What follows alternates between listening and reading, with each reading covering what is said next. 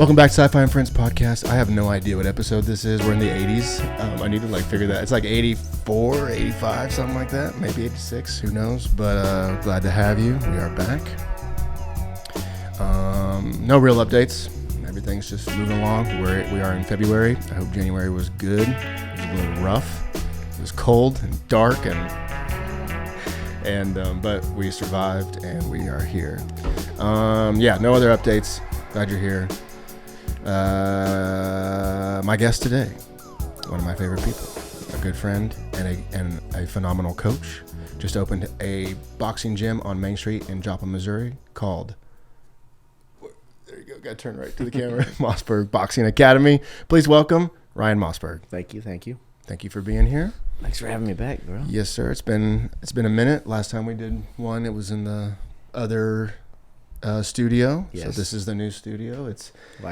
It's about the same size, but it's different, the structure or whatever. It's like more square rather than rectangle. And the lighting's way better. Bro, well, yes. Yes, the lighting is way better. And that was one thing when I knew that we were coming back and going to get into a studio. I was like, I got to have a better light, Yep. you know. I got to have better cameras. That's why we got these two, shooting at 4K. And I want to do more of the clips. Because you do listen to the whole episode, and people do listen to the whole episode a lot of times. But when you're able to post a clip, that goes way further. I think it snags more people. Too. Maybe they come back to watch the whole episode. But when you have a clip, especially if it's a good clip, that's what people will talk to you about. Right. You walk into the gym like, I saw the thing you said. It wasn't the episode. It was the clip. Yep. So that was my goals. Like those 3 or 4 things, and we can move forward. So. We're doing that. We're doing some of that. The first few episodes were a little rough, but it don't matter. It's just about creating momentum. That's why I was like, have my brother on. I don't care if nothing works, We'll just have a good time. And then Kelsey came on, and it was like, okay, I need to iron some things out. Had a couple hiccups, and now with you on, pray to God everything is working correctly and sounds good, looks good. But I think we're in good shape. So. How you been? It's good, man. Been busy. Mm-hmm. You have. So I opened up my academy last March. Wow. So I'm almost a year now. Wow. And this is like my 4th week where I'm full-time at the gym. You were at Miller's before? Yeah. Which is like the photo. It's a photo lab. Yeah. In Pittsburgh, Kansas. And I worked with my dad in the warehouse. And it was, easy job, but on the forklifts all the time. Easy for me because I'm used to the blue collar work. 90% of that lab couldn't do what me or my dad did because they couldn't drive a forklift or. Are you forklift certified? Oh yeah. But she doesn't know I'm forklift certified. No, it was weird stepping away just because I saw my dad every day, worked with him. Yeah. And it probably hurt him a little bit more than me. But now I'm at the gym full time. But, back in the day, I was waking up at 3:30 every morning, doing my 5 a.m., getting my kid ready, taking her to school, driving straight to Miller's, leaving Miller's around 3 o'clock to make my 4 o'clock kids class. And then I did my adult class every night. And then I'd get home probably around 8 o'clock at night. And then just do it every day, Monday through, Friday. Dude. Took a toll out of me. Bro, there were many times in my life as I'm existing on this timeline, and I would think about, Ryan did the class, and now he's at Miller's, and then he's going to be there tonight. And I'm like, should I go tonight? I'm kind of tired. Dude, he's doing it. Come on. I mean, I lived on caffeine, basically. And then the cool part is my daughter was usually with me at the gym. Now she definitely lives there, basically, with me. And then my son will be there with me now. But, some of these people are some of these Pittsburgh people or other people, they're asking me to I wish you had a place over here, but it's a 30-minute drive. I don't like the whole, let me get this off my chest.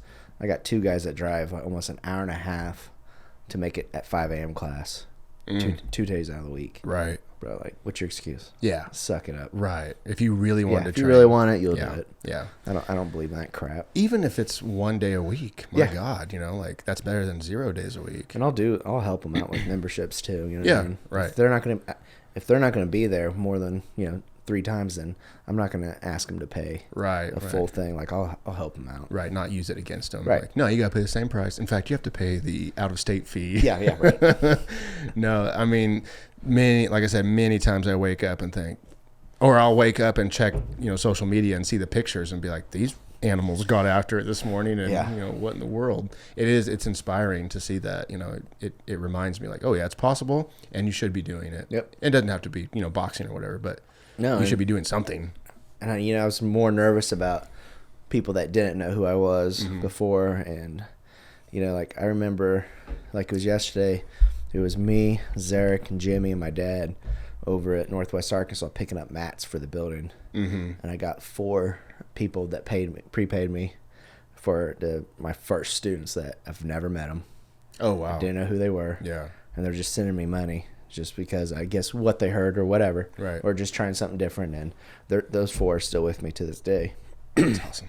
So it's pretty cool. And then one of the guys, he lost 45 pounds in 3 months, and he's a stud. Oh, Coffee? Nope. His name's Casey. He lost a lot of weight. Coffee lost a lot of weight. So the first time he was with me, we were still in my garage. Yeah. And he was 300 pounds when he first came over, but he fought at 250.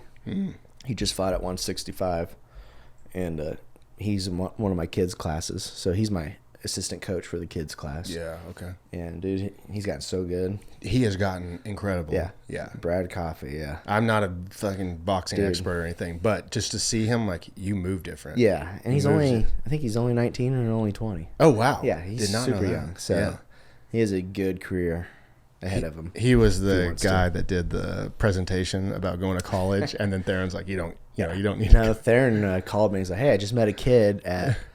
It was like career day. Yeah, career day. Like yeah. And he said he says just a kind of big chubby kid just sitting there. Says, what do you want to be for a living? Says pro boxer. Yeah. And Theron's picture was on the.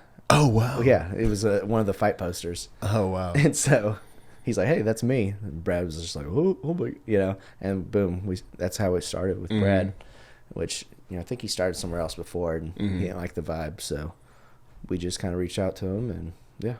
Dude, the vibe is so important. Dude, so my vibe over there is more like, it's kind of like a Hawaii vibe. Like everybody's a good, like I don't deal with the bully crap. I don't, if you're a douchebag, then you're probably not going to fit in because you will, get you out of there real quick. Yeah. But it's just a good vibe. I got a lot of good people, a lot of good, I got some of probably the best amateurs around right now. Oh yeah, no that doubt. Just haven't proved themselves yet. You know what I mean? But you see it every day. It's pretty cool. Yeah. Well, I mean, like you said, you've only been open for less than a year. Yeah. You got one more 11 months. Yep. And so there's still so much room to improve and improve on everything. Improve on the amateurs, the professionals, class structure. Like I think you just started doing noon classes. Yep. You didn't start doing that. It's a process of. You've never owned a boxing gym, so it's never did anything. Yeah, you've coached before, but now it's like even that's different. Coaching when they come to you in the garage, you have a system, and this is how I can do it.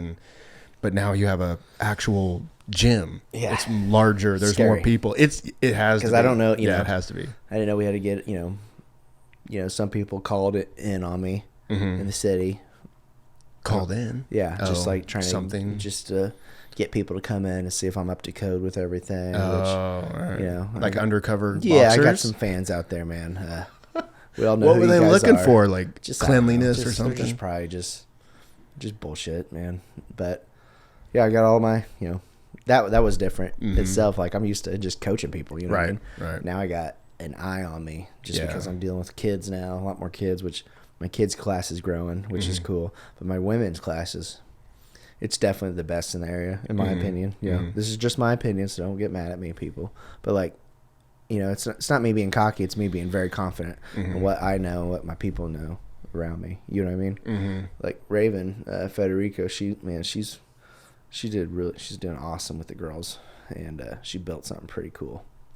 Yeah, I would imagine that training women would be a challenge in itself because of how strikers are, well, and grapplers too, and just the nature of the art itself. like a guy rolling with a girl. I've rolled with a lot of girls, and it's still kind of like, it feels awkward to me a little bit, you know? And so how do you navigate that whole world? How do you make it comfortable? Because for two guys to roll, for me and another man, I don't care. Like, choke me, punch me, whatever. I've agreed to this. It feels natural. But then when we bring in a female, I don't know, the dynamics change. So it's definitely a challenge. But I feel like you have done an incredible job, again, of creating a vibe and like a safe space where the girls can come in. They're not getting maybe not getting the shit beat out of them. I don't know. I've never gone to a girls class, but you've created a space where it's like, we can get a great workout in. We can overcome personal challenges for a girl where it might not be as extreme as a professional fighter, but for them it is. It is progressive to them where they can get in better shape, and they're learning a skill. Right. In fact, I've seen a few girls come in, which I assume was to get into shape. And then after a few months, I'm watching the videos that they post and that you post. I'm like, they're actually punching good. Yeah. They're actually kicking good. So that's like my goal. Like, my goal is to not make these girls, want to be world-class fighters. Like, you can join and never get punched in the face. Yes. You know what I mean? Right. You can learn an art. You know what I mean? Yep. Like, all these girls are, they're all walks of life. Either they come from just a sport background, domestic abuse background, sure, or something, you know what I mean? Like, we're just, they had no niche. They don't have nothing in life. Like, right. Not like nothing, like no hobbies. Right. Yeah. And we're getting them all together, and we're like, every one of them knows how to, throw a punch now. Yeah. And as long as they're getting mugged or whatever. Yeah. Boom, they deck you. At least they can get away or whatever like that. Like, they'll hit like men. Yeah. And that's, not. Oh, Liz has tapped me a couple times where I'm like, what the hell was that? Like, Raven, like, she'll get in there, and she'll spar she spars with all the boys. You know what I mean? These other girls haven't really that much. Liz started to, but like, she throws down, you know, and so it's fun getting these other girls involved now.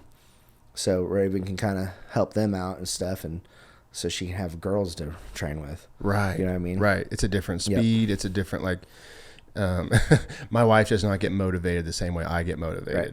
I turn on Goggins and he's telling me I'm a piece of shit. Yep. I'm weak. And I'm like, here, look at this, watch this. And she's like, I feel terrible watching that. And, for instance, like when Kelsey's doing like a squat workout and she's getting up to the heavier weights, and I apply that motivation, it does not work. She likes a little bit, like a little rub on the shoulders and, hey, you got this. Like, hey, no big deal. Like, this is like the small encouragement, which if I'm doing it, I need you to tell me that I'm stupid and gay and I can't do this. I need you to like tear into me. And so just knowing the different coaching, I guess, philosophies between men and women and age groups. Like, you can't treat kids like you treat your professional fighters, I'm assuming, because there's just such a big, have to talk to them different. And that's the other thing. Like, most of my adult classes, I'll have amateur professional fighter in right next to the average Joe that's just wanting to do the workout, which is fine. Yeah. And all of my guys are, I tell all my guys, like, you can literally go to any of them and ask them a question about something. They're not going to bite your head off. They're not going to, you know what I mean? Yep. Like, that you're going to treat you like a human being, like they should. Like, we are not an Instagram gym. Yeah. We don't, you know what I mean? It's a pretty gym. I mean, I work beautiful. My ass off to make it. White walls, white mat. I mean, love it. Obviously, it's an old building. So eventually I'm probably going to have to find something bigger. That would be that's that would be the best case. Yeah, for sure. And my night classes, I mean, sometimes it's too much. There's a lot of people. Oh, yeah. Yeah. You know what I mean? And, but other than that, like, I know I worked hard on it, so like I'm super OCD sometimes. If I see somebody like throw something on the floor or something, I'll be like, oh yeah, hey, that's literally your sanctuary. You have no idea. You left your job. Yeah, you're safe. Yeah, easy, family, a paycheck. Since I was 16 years old, I always had a paycheck. Right. Until 37, and I just stopped. Right. That's a significant moment, though. You know, that's letting you know, like, I'm all in. I'm not halfway in, halfway out. Hey, if it doesn't work, if the girls' class fails, I got Miller's. Like, no, not now. Not now. The chessboard has moved, and it has to work out, and you have to adapt, and you have to learn. And I think that's really, really, really healthy and scary, but necessary. Yeah. You know, like that's like my parents are blue collar, came from nothing. I came from nothing except for hard work just because of them. You know, I'm the only child. I went to a Catholic private school. I wish I didn't sometimes, but right. I met my wife there, so that's the best thing that came out of that. But like, you know, I had to, you know, they had to work their asses hard off just so I can fit in with most of my friends because, you know, they had the new trucks, they had the lake houses, they had all the shit, and so that was hard. I think that's why I started kind of getting in trouble, fighting a little bit and stuff like that. Just, you know, really? Oh yeah. Because I was the trailer trash and went to Colgan. You know what I mean? Did they treat you like that, or did you feel no? like? Because I was good in sports and stuff like that. But sometimes maybe that's your mentality. That was just the mentality. Right. That people from other schools. I never really. I felt that way about Colgan as well. So. No, for sure, dude. Like trust fund babies. You know. Yeah. They always said that we were recruiting people all the time. Did you recruit footballers? Not that to my knowledge. If so, they recruited me out of kindergarten. I mean, right. Yeah, they didn't bring you in from OSU or something. Well, they had a great football program because they beat our ass every year. So we were awesome. Can't say anything there, but yeah, you guys were very good. But now you look at it, it's vice versa. I think the girls are good. Okay. And the boys suck. Yeah. There's always a cycle with those things. Talking about that though. Yeah. But anywho, but yeah, they worked their asses off for me, which is I love them to death. They helped me out so much with this gym. So it means a lot because I can't fail because my parents put money into me too to help me out. Right. Well, talking about the safety net of Miller's and the paycheck, it's like that is good and everything, but I think people overlook because I don't think everybody has it. In fact, I know not everybody has it. People overlook the safety net of family. Right. So if you do hit some sort of adversity, you got your dad. Yeah. Like you got someone who's in your corner, boxing term, that who's going to be like, hey, I'll take care of it, or we can figure this out, or, you know, we can adjust. And so many people don't have that. So that is like the gem of maybe one of your strengths to be able to fall back on that. That's incredible. You know, knowing that my parents didn't come from money where some of these kids, you know, their parents paid for everything for these gyms or trucks or whatever crap they do. And I know if whatever my parents gave me, they worked their asses off for it. Right. So that makes me appreciate it more. You know what I mean? Oh yeah. It's like my wife, her family, blue collar as well. You know, we didn't marry into money. You know what I mean? Like, kind of wish she was rich sometimes. Of course. That helped a lot of things out. But. Oh, cool. You got a trust fund? That's awesome. Will you marry me? Yeah. I mean, yeah. It creates like a necessity for success, you know, because we all have friends that are wealthy. Oh yeah. And I talked to, you know, Case, my brother, about it. And it's like, if it doesn't work out for them, it's no sweat. Right. Like it'll just happen. Yeah. You know, they'll just keep living life. For me, and like I'm thinking like Bitcoin and my investments or whatever, or my strategy of life, like if this doesn't work out, I'm fucked, you know, to a point.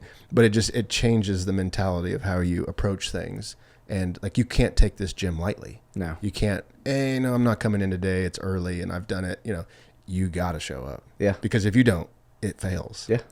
And there is nothing to really fall back on, you know, like I'm assuming you don't want to return to Miller's ever again. Oh, you know, the thing is the philosophy behind that, you know, you never go back. You can only go forward.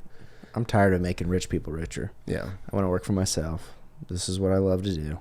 I feel good about it. Yeah. It's weird. Like, and you're waking good up now. At it. Thank you. Well, it's weird waking up now and just, you know, like, shit, like, do I have a private today? Like, you know, usually, so like I've been, I think 4 weeks, I think the less privates I had a week was, the first week was 7 privates. Mm-hmm. The next week was 10 privates. The third week was 12 privates. I think I had 14 privates last week. Are they an hour long? Yep, just an hour long. I don't believe in the 30 minutes. You say a week? Yeah. 14 a week? In a week, yeah. And that's, you know, I'm teaching. To me, like, I mean, again, I'm tooting my own horn, but I got the best schedule. Yeah. And bang for your buck. Right. You know what I mean? Which is huge. Some of these guys are like, I don't feel like opening today. I'm just going to sleep in and live off mommy and daddy's money. So you're right. Yeah. You know what I mean? Like not me, cool. It's Monday through Friday. Right. Mondays are, you got your 5 a.m. class, your noon class, your kids class, and your night class. So it's 4 classes a day. 4 opportunities. And that's Monday, Wednesdays, and Fridays. Mm-hmm. And you're you're crushing people's excuses too. Oh, absolutely. Right. Well, I got a kid. Bring him. Yeah, bring him. I got a very small kid. Bring him. Bring him. I have a few times almost crushed a child right across the floor.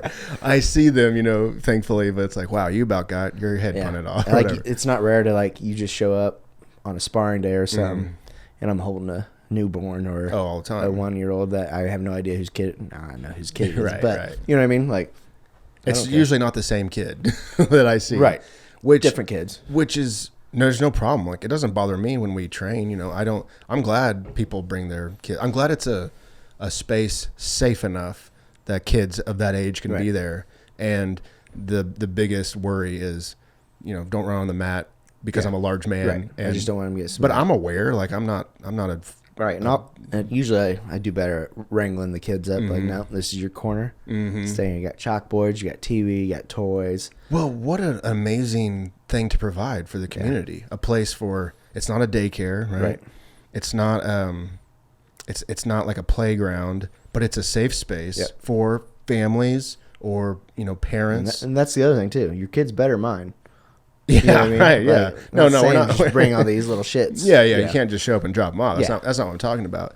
It's just amazing that a place of such violence, which it's more nuanced than that. But for the common person, like boxing, they're all beaten up, and it is. I've seen blood.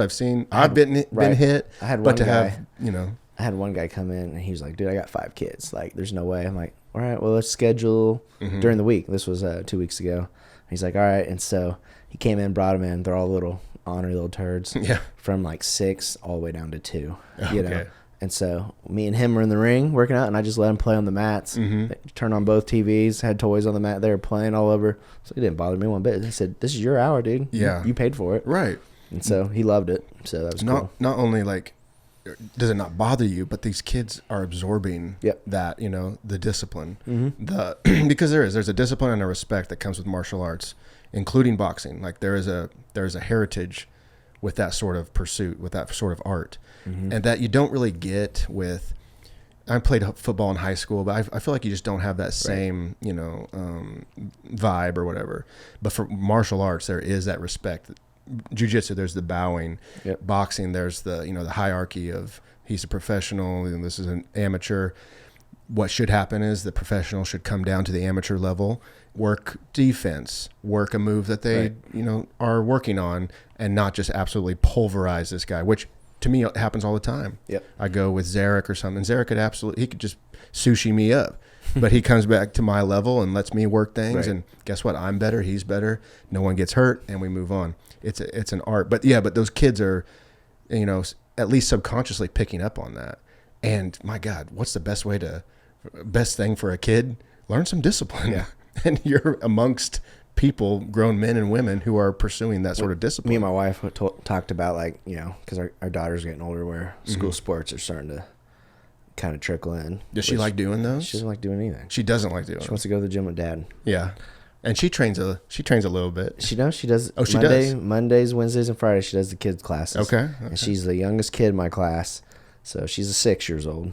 So after that's 9 through 14, and she actually leads the ladder drills most of the time. Nice. And she'll hit the bag. Some days our practice will be a little too hard. She's just like, "Daddy, how many more rounds do I got?" So I'll let her go, like, take off a little bit. But it's good for her. Yeah, absolutely. I don't really care if they don't ever want to play school sports, if they just want to do this. You know what I mean? Like, yeah, why not? I don't know. I mean, school sports are kind of the default: basketball, football, volleyball, whatever. And that's great, and I had a blast playing those. But honestly, you know what?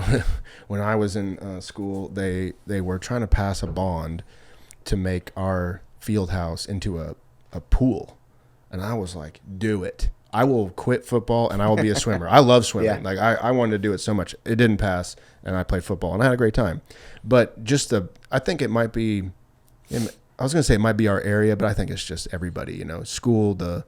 School sports are definitely the default. Right. There's so many other options. Yep. One thing, and I guess this is a school sport now, is wrestling. Like wrestling has really it's blown up. It's blown up. I love it. All these kids of parents who I know that have never wrestled in their life I see videos of their kids at wrestling, and I'm like, first off, damn it, I wish I would have done that as a kid. I had the option. But two, we're going to have a generation of killers. And we need this, too. Yeah, I think so. This generation, like you said, so I got a little nephew that wrestles. Didn't think he was going to love it or anything. He's a little stud. Yeah. He does jiu-jitsu with Andrew Brown sometimes, but now he's in wrestling. Your nephew? Yeah, my What's nephew. his name? His name's Theo Evans. Okay. He's a good kid. And then you got another one, the little one, Roman Evans. Kid's a little psychopath. He'll probably be like the best one at it. Like he's just a little, like Theo's smart and a stud. Right. And you got this one's just like a little ham truck, bro. He just a little meat. Yeah. He's gonna be good at sports too. Right. But they just love it, and so we would go there.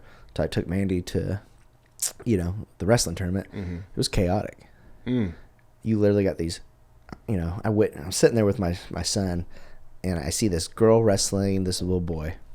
You got the girl's mom on one side, and you got the boy's mom on the other side. Oh, boy. Now, listen, you can tell these ladies probably had a couple bar fights back in the day, probably never played any sports. But the girl's on top of the boy, and the girl's mom's yelling, "Do not let him up," just screaming at this girl.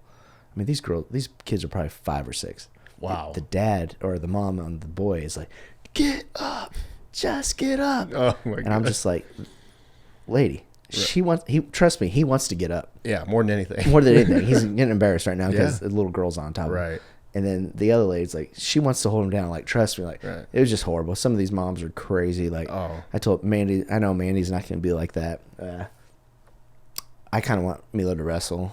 Yeah. So I think it's good for her. I think it's good for any kid. She did one wrestling practice with Kyle Gunther, and she absolutely loved it. Yeah. And she liked that more than she did boxing. I'd rather her wrestle than get punched in the face. You know what I mean? Right. Yeah. Maybe it comes back to that. Something about grappling, jiu-jitsu and wrestling and it's like how you learn your body in a way or something. I don't know. You don't get that from like football. I love like again, I played football. I love football, and you learn how to do a lot of stuff. But there's something so intimate about wrestling. When another human grabs your body and you resist it, or you try to impose your will on them. It's demoralizing or whatever when you're getting held down by another man, you can't get up. Oh yeah, or a woman. I mean, it's crazy, man. Yeah, like I'm in good shape now, and I did jiu-jitsu in Hawaii for about 6 years. Got my blue belt over there, and I fucking loved it. I came back, started hating it again because all the politics and jiu-jitsu. Oh, you can't wear this gi. You got to wear a white gi. Dude, shut up. Yeah, just like yak me, like bro. Some of that crap around this area sucks. It's unfortunate, and it is unfortunate, and so that's why I don't. People are like, "Oh, do you do jiu-jitsu at your place?" I'm like, "No," but I do MMA, rolling, or like, kind of jiu-jitsu, right? Stylized. I call it more American jiu-jitsu, like Jake Shields calls it. Yeah, it's more wrestling based and stuff like that. But I don't offer that as a class. That's just me and the boys having fun. Right. And, like Greg Winterhalter comes over, one of my homies, brown belt. He's a stud. I still think he's still a brown belt. Yes, right. It's what bullshit. The fuck? Yeah, somebody give him his black belt. That's not right. Stupid. You guys are idiots not giving him his black belt. And I'll talk shit for him because he says he won't. But he's the best in the area. I'm just calling him out. Somebody better give him his black belt. I think he's better than most of these guys. And I'll kick his ass in a boxing, workout. He's just dead. And then like he rolled with me for like an hour the other day and just completely whipped my ass. And then we lifted weights afterwards. And then he left to go to Jason Rios' new place to go roll over there for an hour. Wow. I'm like, what do you mean you're going to go roll for another hour? I'm going to go soak in an Epsom salt bath. Right. I can't feel my fingers. Right. I might go to the ER. Yeah, like I always made fun of gi jiu-jitsu. But, dude, like, so that's all I did in Hawaii was gi. And that's why my jiu-jitsu was so good. And then I stopped for almost 4 years probably. And I was just focused on boxing and training people. And I mean, it's been 2 years since I put it on a gi with Greg just a little bit ago. I saw the video you posted. My first thought was like, oh shit, they're in gis. Yeah, like my fingertips were just fried. Like, it's amazing. Like I'll tell every parent too. Like obviously I want your kids to come to me, and you know what I mean. Like I'll love to teach them. I love to show them stuff, but like you're crazy if you don't put your kids in jiu-jitsu. I think so too. Absolutely crazy. We got great jiu-jitsu places around here. A-Force is awesome. Joplin BJJ just opened up. They're freaking awesome. It's just some of the best people ever. Oh, it's a great vibe. Yeah. That's the other vibe. everybody's doing the shotgun stuff. I mean, that's yeah. all Hawaii shit, bro. Like, right. Like, you would love it over there. Like, dude, we literally rolled every day, and then they'd go run their sprints on the beach, and then go swim, and then they'd come back. Like, dude, it's stupid. That sounds It was amazing. Yeah, that sounds amazing. I've never seen a man smile bigger than after I've tried to kill him. I'm serious. It actually like makes me whoa. We will roll. I'm trying to kill him. He's trying to kill me. It's a nice even match back. I love the roles where the dominance shifts. Yep. It's like I don't like to just be completely dominated or dominate. I like that back and forth. And I countless times where I'm trying to kill you. Yep. I am literally trying to kill you. And the buzzer goes off, and he's like over here, and we're unwinding. And I turn around, and he is just glowing. He goes, "That was fucking awesome." Yeah, I'm like, that was pretty awesome, wasn't it? And you just don't feel that until you feel it. This kind of goes with boxing, like, because I teach the MMA stuff too, and we do the sparring, right? Mm-hmm. These guys beat the shit out of each other. Like, Saturdays are for hard sparring. Mm-hmm. If you want to see some cool sparring, like, come to the academy at 10 a.m. on Saturdays. And you can basically watch a free fight. Mm-hmm. But also you can participate and not get for sure, blasted, for sure. Yeah, I've flow sparred with plenty of folks. Yeah. The ring's for the harsh stuff, and then the ring that's a little different. Yeah, and it's pretty cool because these guys, like you said, after they're done, they might be having a little bloody nose, but once you figure out that your bloody nose is not gonna hurt you, you're not dying. Yeah, you know what I mean, like. They're all smiling afterwards, or going out to eat for lunch after. You know what I mean? Like, it's cool. Like, nothing's more satisfying to me after everybody comes in and gets their workout than I'm mopping up all the blood off the mats. Yeah, very similar to jiu-jitsu, where I tell someone that's never done it before, I'm like, have you ever had anyone sweat in your mouth before? They're like, I'm not doing it. And I'm like, well, right. I'm kind of telling you the worst, part, the very extreme parts of it. But the intimidation factor for jiu-jitsu and wrestling and whatnot is the intimacy of two bodies getting that close, and me smothering your face, or I'm behind you in a vulnerable position, or you're behind me taking my neck. Like, that does not feel good. But once you get into it, understand, like, well, the worst thing that's going to happen is I tap, and then you tell me where I messed up, and we go on and we do it again. Like, we can just restart as many times as we have to. Absolutely. The same with sparring, because I'm newer to sparring, and I love it. I love MMA so much. MMA to me is, I feel the same way about MMA, about how I felt when I first started doing jiu-jitsu. Like, I just think about it all the time. There's so many little facets to all of it. The intellectual part is so deep and complex. I love it. But one of my challenges was I didn't want to get hit in the face, particularly because I've seen movies and people get hit in the face and it's not good or whatever. But I had never really done that in real life. So one of the challenges for me was like overcome that and not, I would turn or like turn my back and everything. And eventually just learn how to weather the storm, maybe take a few punches. And then I thought, oh shit, that wasn't as bad as I thought it was going to be. And actually I can take some attack and, oh, wait a minute, they're tired now. Or they want to back out of it because the attack didn't work as good as they thought. Now I get to do something. And just the understanding of that, and being able to have the confidence, like, I might get punched really hard in the face. Zarek dropped me with a liver shot. I've never been hit in the liver, but that might happen.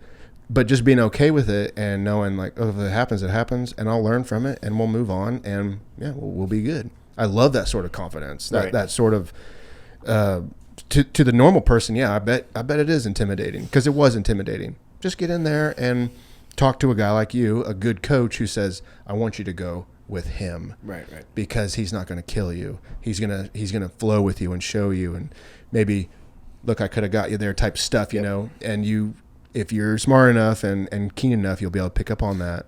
And that's what I'm proud about. A lot of my people, all my people, they're like, they know if you've never done this before. Right. And they're not going to do that crap. What's the quickest way to never come There's back? There's some guys out there, though, that they love that. Oh, I want to show this guy, they're douchebags. And that's why I'm not coming back. Yep, I'm not coming back. Yeah. I've been to those gyms. Just lost my money. Yeah, I've been to those gyms. Like, man, this sucks. This is horrible. This sucks. Dude, and so we got a group of kids now, and there's a few 13-year-olds, 14-year-olds, and like none of my kids' class really are interested in not participating in fighting, probably. Yeah. But they're like a professional, like a career. Or whatever. But now you got this one kid, you know, I don't know if they're just trying to show off for the girls in class, or they want to spar the old coach now. And like, we'll go with, you know, me or Brad will go a couple rounds, and you know, obviously we're not hitting these kids in the face. They got mouthpieces in, but we're showing. We'll give them harder body taps, you know. Right. And I had to explain to these kids, like, because you know, they're kind of like, you know, you can tell they're getting frustrated. Yeah. Because they can't hit us. Perfect. But it's just like I said, you have no idea how lucky you are. Because I remember when my dad started with this professional boxer in the YMCA. His name's Ira Sponsel. Love him to death. He started everything with me. Wow. We would have to go spar in the boiler room. So he's like, hey, you're doing boxing lessons today, because I got kicked off the basketball team. And so I would go in the boiler room at the YMCA. You know, like a sauna? So you open up, you got your lockers, your bench, and there's a little area. Then you got the big sauna and this giant jacuzzi that all these naked old men would be in sometimes. All the mobsters, bro. 100%. That owned Pittsburgh, basically. Yeah. And I would fight this old man. Really? And he was probably... Like bare knuckle? No, we had 18-ounce gloves on. And so, huge gloves. Right. But, like, he's like, all right, show me your jab. And, like, he started working me the first week. I'm like, this is awesome. I'm telling my friends, like, I'm boxing now. That's awesome. And then after that, he started beating the shit out of me. Like, I lost, like, I didn't think he really showed me anything. And, like, I hated going there for it. Right. I told my dad, he's like, no. And he was a family friend. Yeah. So I don't even know how much my dad paid him. Maybe he didn't pay him at all. I don't know. But I just knew that I thought my dad was paying this old man just to beat my ass, probably to keep me in line. But then I started getting a little bit better. Right. And so you know, back in the day, the YMCA was the place to go. Like, I've been there a few times. You know what I mean? Like in Pittsburgh. I never fought an old man in the boiler room. You had the basketball courts were hopping. Yeah. With athletes all over. Most of these guys were I don't want to say troublemakers. There were troublemakers there, though. But they're kids, man. All right. Yeah, he would go out there and bring a couple in. And most of them, you know, I was the minority around there, obviously, and he would pay them to come fight me, basically, in the boiler room. And it was just like, not like crazy. It was just boxing, you know. And you got these guys just go. It's just like, fuck, dude. Yeah. Like, and sometimes I got my ass kicked, and sometimes I did. I was like, oh, this works. Yeah. And then I kind of fell in love with boxing that way. And then he'd either pay them or take them out to the bars. Like, hey, I'm going to the bar tonight. Cool. And then he would buy me drinks and stuff when I was, you know, it's like 16, 17. That sounds like Pittsburgh. Oh, dude. And that's how I kind of started that. It was just like, fist fighting these grown men in the boiler room. Oh, yeah. I think that's great. And that's what I was telling these kids, like, guys, like, trust me, if me and Brad wanted to hurt you, we would hurt you. Like, you have no idea how good of, you know, coaches you have around you. Mm-hmm. Just that dealt with that. Brad was getting in trouble because he was in Carterville putting on backyard fights together. Like, what kind of trouble? Like the police? Yeah, yeah. Like 300-pound Brad collected money for these kids to get in fights. I think he got he got shut down real quick. It's like Stana White or something. Yeah, like fucking Don King over here. Oh, like, my God. Like, come on, Brad. That's funny. Carterville. Everybody, but that kind of is like just an example. Like, everybody can participate in martial arts. Like, there's not much of a entry level. Mm-hmm. Like, you just need your body. Right. And everybody is kind of captivated by it. Like, you will watch a fight. Like, if there's a fight between two bums on the street, we're gonna watch. You're gonna watch. Like, you just can't look away. I don't care if I'm going out to dinner. I'm gonna pull over to the side of the road and watch. hang on a sec. Yeah. It's two students. I follow a account on X that posts fights, just like normal human fights. I love watching them. So many times it's kids in the locker room, like high school kids. Yes, yeah. Or the college kids at the bar, and I'll just sit there and watch and try to break it down and think like, who did what right? You know, what was it entertaining? Some of them are just like a brawl, and nobody does anything right, but it's just a brawl. But so often I'm like, oh, his knee went up just a little bit. Yep. He wants to kick. I think this guy's scarier and shit. But I don't know, something about the primal aspect of it. Like, it's just captivating to humans. And it's one of those, like, soccer is one of the biggest sports in the world because all you need is a ball. Like, you don't need shin guards. You don't need shoulder pads and a helmet. Like, you don't need a ski pass and a $4,000 snowboard. Like, you need a ball and you kick it. So yeah, everyone can participate. That's one reason why I think martial arts and MMA and that type of, well, MMA mixed martial arts is so popular because there's the entry level is null. Just show up. Right. Here's your body. Let's carve your body into something that can actually perform at this level, which is awesome. It's pretty cool. Just show up. Yeah. Just find a good gym like you or a jiu-jitsu thing or God, even taekwondo or anything. Like it's all, J.W. Wright tells a story like they started at, I can't remember. It wasn't Kempo, but it was some like kind of obscure martial art. That's all they had. Yeah. And they did that. But a lot of the lessons and the structures and the philosophies translated over to jiu-jitsu. And then when they found jiu-jitsu, they're like, oh, this is it. And now he's J.W. Wright. He's the guy. He is the guy. In the Midwest. You can't talk about jiu-jitsu without talking about J.W. And he did MMA for a little bit. He had some matches and stuff. And he's always treated me fair and kind. So yeah, I've always much respect to him. Yeah. No, he's good. He's good. Yeah. It's awesome. I'm glad the gym's doing well. Yeah, man. I got some good up-and-comers, too. So right now I got like 15 amateur kids that want to compete now. Mm-hmm. So that's cool. And that's a less than 1 year. Yeah. Less than 1 year in a, relatively small place in Joplin. We're not Austin, Texas. We're not, Miami, Florida. And we have 15 amateurs who are interested. Right. And a handful of pros. Like, that's huge. It's big time. And then, like, I'd like to, I want people to talk about Joplin, Missouri, about this, kind of like a new fighting mecca, hopefully around, the Midwest. Yeah. You can't talk about Joplin without saying my name, which is cool. I still don't think you can. You know what I mean? Like, we got, there's some other gyms around the area. Good for them. I'm not trying to compete with anybody. I just know that, I'm going to treat my guys fair. Mm-hmm. I'll never steal from them. Never have stole from them. Just want to throw that out there. But I love all the people that come in. Like, yeah, I tried not to get so involved and attached to people because it's a business now. You know what I mean? Yeah. I've gotten effed over before by people that I thought was good friends, but they turned out to be shady cockroaches. It happens. Yeah. But now it's like, man, I love all these guys as kids. I see their kids now all the time. Yeah. You're watching them develop. That's huge. It's pretty cool seeing them all grow up too. Mm-hmm. Like, like my fighters, like Jimmy Roach. Oh my God. Him and Zarek are just some of the best human beings ever. Then you got a new guy coming up, Frank. I'm going to butcher his last name. Gosh, it's all you, bud. I don't know how to say it. Frank the Tank. Irregular. Oh, man, I butchered it. But great dude. He's fighting next weekend. His first MMA fight. He's a purple belt. Just a stud. And watching him, like, dude, when he first came to me, horrible striking. Horrible. Actually, his wife came to me first, and she joined our girls' class, and I always bothered her. Like, when's Frank coming up? When's Frank coming up? And finally, one day, he just showed up, and he's never left. So he's there full time now. I met him at A-Force. Yeah. I rolled with him at A-Force. And then I saw him at Mosburg. So I was like, hey, man. He's a handful, man. Mm-hmm. And he's taking it seriously. Very serious. I wasn't works his ass off. Yeah. Another one, Colton Kavanagh. Mm-hmm. He works at a factory job, so some days he can't make it to the gym, so he gets there right when I'm closing. So, boom.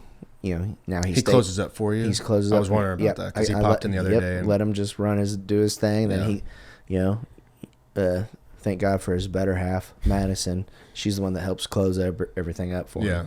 And but other than that, like you got Frank, you got Colton, you got another one that just going to go pro. His name is General Lee.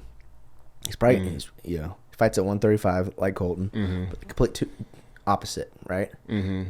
Colton's a tall little, skinny little thing, but long ass reach, and actually both of his guys just bitched out for next weekend, so now he's fighting up at 156. Okay, I heard some talk. I wasn't quite sure what was going on. So we're waiting on that. Hopefully he gets a fight this weekend. But both these kids have just worked so freaking hard for this. Yeah. One of my favorites. Who? Justice, yeah. I love Justice. One. So he just started with us, which we helped him at his last camp. It was cool. He would only come up Tuesdays and Thursdays. Now he comes every morning. I think he might be getting a spot over here in Joplin, so really he can come at nighttime and stuff. And he's just one of those determined studs, Oh yeah. a hell of a wrestling background. But it's the best part about him is I love when, like, I already know, like, if they're doing better. You know what I mean? Like, because I see it. Right. I feel it, like, I feel it through the pad work. Like, I know if they're doing it right. I know if they're doing it wrong. But when other people come up to me, like, oh, dude, he's looking so, you know what I mean? It, like, confirms what you're like, it's like, I know. Yeah. And it's more of a, feels I can good. see it through the Instagram posts or the videos that you post, you know, like I'll see, because I recognize and I train with them. I train with Justice and I train with Liz and Raven and all those people and Kyle and everybody. And I'll see the video and I knowing nothing, you know, on the level of what you know, I'm like, that's faster. That's straighter. Yep. That's a little bit, the combo is just flows a little bit more. And it's so cool to see that. Because again, it's inspiring to me. Right. It's like, man, if they can do it, I can do it. Like, let's do this, you know? Yeah. And throwing good combos is fun. When you feel that ta. General's probably the meanest one out of the, like, because he's, where's he from? So he's from, so he went to school here, I believe. At MSSU or something? Or? And then he got picked up by the Miami Dolphins, and then something happened. Yeah, bro. Nobody knows that. General Lee got picked up by the Miami Dolphins? First off, when I say his name, people don't think it's his real name. Right. I trust me, guys. I looked at his birth certificate. It's his real name. But he just kind of took boxing kind of serious for a year ago. And his dad... Really? Yeah, his dad runs a gym up in Colorado Springs where all these big dogs come and train. And but you know, he has kids over here, so that's why he's coming back. And dude, me and him, when we go, we just we flow, man. He's a 135 pounder beating up 200-pound kids around this area. That's pretty impressive. Like making him look stupid. Yeah, I like his head movement, like his I guess you just call movement. Dude. Like his Smooth, movement is really it's fast and smooth. And here's the best part: he makes Brad better. He makes Ben better. You know what I mean? He makes all. And it's same with my guys. They're making him better because he's used to the slower kind of professional pace, where my other guys are real fast. And even MMA guys, you know, they're more in your face kind of thing. And so I got a good group, man. I'm super blessed. Hopefully we get some fight news for him soon. But he's a hell of a strength and conditioning coach, and like a pretty big time. I don't know if I can say it, but a professional boxer picked him up for a strength and conditioning coach. So he's going back and forth. And the cool part is that they might be coming to Joplin to do their stuff. That'd be cool. Ranked people. Yeah. In the boxing world, which is cool. One thing I love about General and like the exercise post or what the fitness part of it of his coaching is that yes, it is intense, but one, it makes sense to me. Like the structure of what we're doing makes sense to me, and it's not over the line. Right. I think it's so easy for fitness coaches that maybe aren't good at it to go too far, because it's like a Goggins type. Right. You know, let's go, let's fucking break ourselves. It's like, no, it's just enough to where we get the workout in, and it's very challenging, but nobody is going to get hurt, or it's like not too far. I don't know if I'm saying that, you know, well, but that's what I noticed watching him and participating in some of those like circuit type of things. Like everything makes sense. The thing that we're doing right now is not just like some random movement to like make my arm stronger. It's like, this is actually what we're doing is building on all these other things. And obviously I love when he yells and stuff too. Like that's my type. Like, you know, we became super close. I should probably let him tell the story just because he's not going to hold back. So he was but I'll tell the PG version. So before I had my academy, we were over in Carthage fighting, you know, at DJ Randall's, which he's a goat of the area. A lot of fun times over there. He's my coach. You know what I mean? Like I'll tell people, you know, he's my goat around this area. And he's helped me out. Him and his wife let me train there for years for free. I love those guys. And General came over with one of the girls, which was Raven now. They were at a different gym before. And he came over because his coach then told him to come over and beat up Theron Crouch. And it didn't go General's way.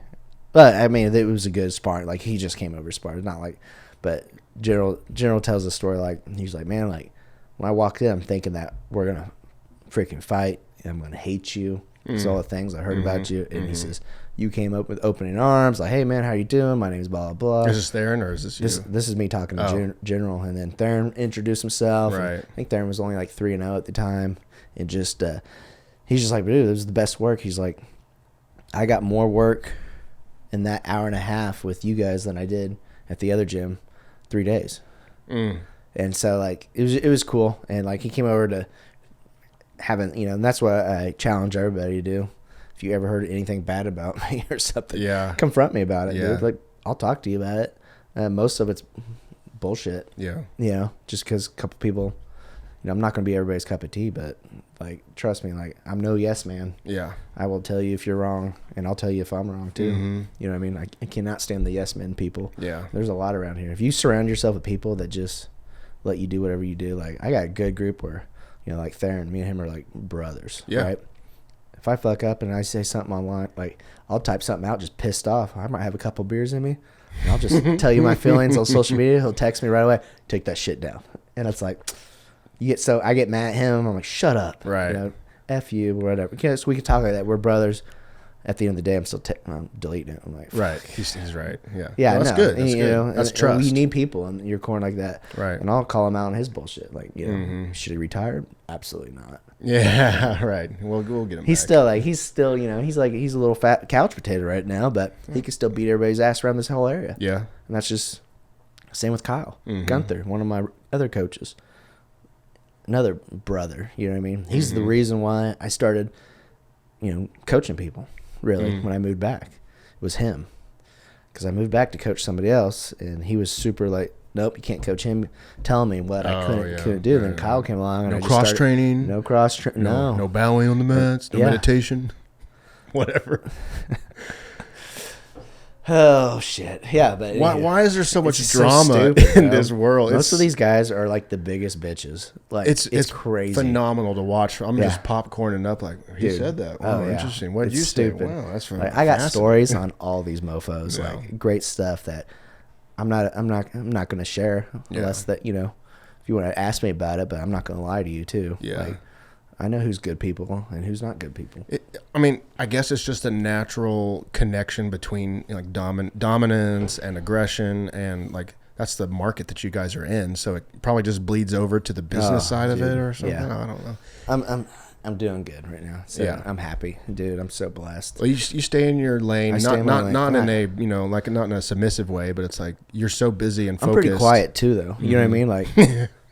I'm like, don't you guys better stop talking, because I could go on a rant and tell everybody your secrets. I do feel like that. I feel like you're more of like the Slim Shady. Like, you do not really start things. I mean, and I'm just watching from afar, but it's like you kind of just finish them or whatever, or retaliate in this way of like, hey, I didn't do anything to you. I didn't say anything. You're the one that's barking. Well, you know, I gave some of these guys so like just a purpose. You know what I mean? And that was more crushing. Yeah, them kind of doing their own thing, but it is what it is. Like, I can't babysit 26-year-olds. You know what I mean? Like, I got my own kids to worry about. Yeah. But, you know, I'm going to point these guys that I have now in the right direction. Like, I messed up a lot, so it's nice to, you know, not let these guys make their mistakes. Yeah. You know what I mean? Like, man, like, I got some good kids now. Like, I'm just great people. You know, I got my own business. Yeah. Beautiful wife that loves me and's let me do this. Support. You guys better huge support. Thank her, because without her, I probably wouldn't have, you know. Right. Never had the opportunity. No, fuck no. Good kids. They're awesome. They're little shits, but I love them, you know. But, yeah, I just got good people around me, man. Absolutely. I would say, you know, one of the good things about the whole, like, multiple gyms popping up is, like, one, there's a demand for this in our area. You know, if there was just one gym and maybe they're like halfway full and maybe some like other things trying to happen, everybody's gym is full. Legacy's gym is full.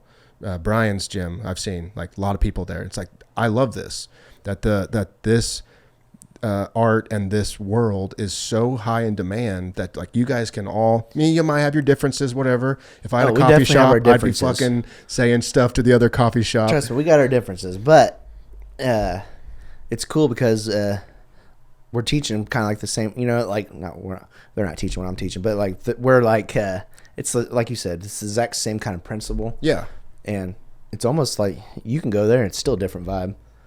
Well, they all have their different customers that are different groups of people. Yeah, sure. You know what I mean? I mean, whatever. Well, and that's the beauty of it. You know, when I was traveling a lot last year for work, and every time I went to like Texas, and I went to Nashville, and I went to Kansas City, Lawrence, all these places, and every time I'd go, I'd try to find a gym to train at. And I did Muay Thai, and I did Jiu-Jitsu, and anything, boxing, anything I could. And each gym had its own vibe, you know, and each gym had its own structure. Some of them were way laid back. You know, I show up, what are we doing today? I don't know. Let's all think about it. And some of them were bow. This is what we do to warm up. This is what we do afterwards. It's fine. That's the reason we have gyms. Sure. And that's the cool thing about the trainee, I guess, or whatever. You can pick what's your vibe. Yeah. What draws you in, you know? Then go find that place, go find those people, and train where it best suits you. There's all kinds of different options, which is fantastic. Like I had one kid ask me if he could stay an extra hour because he didn't think my class was hard enough. Right? This is the only Did he say that? Yeah. So the next day he came. I made him do 4 rounds of pads with me. Yeah. And he was throwing up in the trash can. I mean, that's 15 minutes of work. Yeah. And I said, I said, it's your fault that, you know what I mean? That's why I got a sign now. It says, if you can't get your work done in 30 minutes and sweat, you know, have a great workout, then you're not doing it hard enough. And like, I'll have my, you know, it's deceiving, dude. Right. Yeah. I'll have my, my class planner, you know, of the day, what you're doing today. And these guys get in there, they see it, boom. I'll drag one. If I don't have a lot of them, then I'll do pad work because that's what people want me for mainly. Yeah. Because I'm definitely obviously the best around this area with pads and stuff. Like I fell in love with it, man. It's an art. Like it really is. People don't see it. It really is. I study my ass off, and to screw all these other guys that don't think I do. Like, dude, like I am literally constantly talking to other coaches from all over the world, all the time, like Instagram, whatever. And I became friends with some of these guys. They'll comment on my shit. I'll comment on their stuff. But like, I'm constantly learning. I said, why do you do it like that? Boom. He tells me about it. You know what I mean? Yeah. Really cool dudes. Like I'm huge into Tyler Wombles from Classic Fight Team over in California. Jason Perillo. Like if you watch Jason Perillo hold pads for Michael Bisping or Luke Rockhold, it's me. Like, dude, that's cool. Literally how I hold pads. Like, and I love it. And dudes, and I will give you variations of everything. You know what I mean? Like this is why I like this. And when me and Theron would flow. Now me and Jim, you know he's been around professional pad holders, like professional, and he told me when he first came back, he says, "Dude, nobody holds pads like you." Yeah, and it's to me that's feels good. Yeah, I know it sounds stupid to hold pads, but it's like a big different thing. Like when you're in this kind of shit. Like, first off, if you don't know what we're talking about, go hold pads and see how good you are at it. I was at a Muay Thai class and trying to hold Muay Thai pads, and I'm like, oh my god! They were like, you're gonna have to do, like they were teaching. It's a different art. It's a different art. And then, if you think that's hard enough, just go with a pad holder and do the sequences, and if they don't do it correctly or their type of style, like you feel the difference. I started with you, so my standard was so high that when I went to the other people, I was like, what the hell? Am I doing something wrong? And then it's Ryan. I can't stand those guys that just look like a scarecrow and they just, first off, you're going to blow your shoulders out. You know just what I mean? absorbing that. Like, no wonder they have arthritis. Like, I mean, but some days I'll have bags of ice on my, some days I'm just like, no, I'm not holding pads for anybody. Because, like a lot of my guys that fight, like, they freaking thump. They hit hard. And, I think I've kicked you a few times. Oh yeah, missed the pad. Yeah, you've bruised my elbows a couple times. My bad. But that's part of it. Just me or the person learning. Like you have someone like Theron, I doubt they're gonna miss. You guys you are so synchronized and so in flow or whatever. But for someone like me who's a rookie or whatever, like you're taking the risk of maybe catching something. Like Theron, Zarek, and Jimmy are the only ones I've done the most with. And Ben's kind of getting there too. Same with Brad, is where I can go a full 3 minutes of a round and not tell them what to do. We just flow like that. Just giving them the signals. Yeah. The other incredible thing about that is you're able to adapt to each person. Like Ben, boxing, is different than Theron boxing. Big time. You know what I mean? And you're able to adapt. I know what they like the most. You know what they like, but you also know what they need. Yep. You know, like, I don't know. What they're weak on, whatever. Yeah, like Ben, no, I don't know anything. He's great. I spar with him all the time, but maybe he needs to work on his hook or something. Right. So then you set that up a little bit more often. Like, that to me is top level coaching. That's why we just did a video with Ben just doing nothing but hooks. Maybe that's why. Maybe that's why it's in my mind or something. Like Theron, his biggest thing is, stop eating Dominoes right now. Get off the couch and get back in the gym. Yeah. You know what I mean? Quit playing Call of Duty, bro. Yeah, bro. You're a loser now, bro. Nobody cares about insurance. Who? Theron who? Yeah, nobody knows. No one cares about insurance. I mean, real quick about Theron, though. This pussy, he just got 2 offers to be on the Gervonta Davis card February 1st, too. Like, we still get offers for him. He's high demand. I guess we just got to wait for the highest bidder. I got to ask his boss, too, which is Katie. Yeah. I mean, I regret, I've thought about this a lot lately, just watching Ravens football and, having the Cologne come in and train with you. Yeah, he was a Raven or whatever.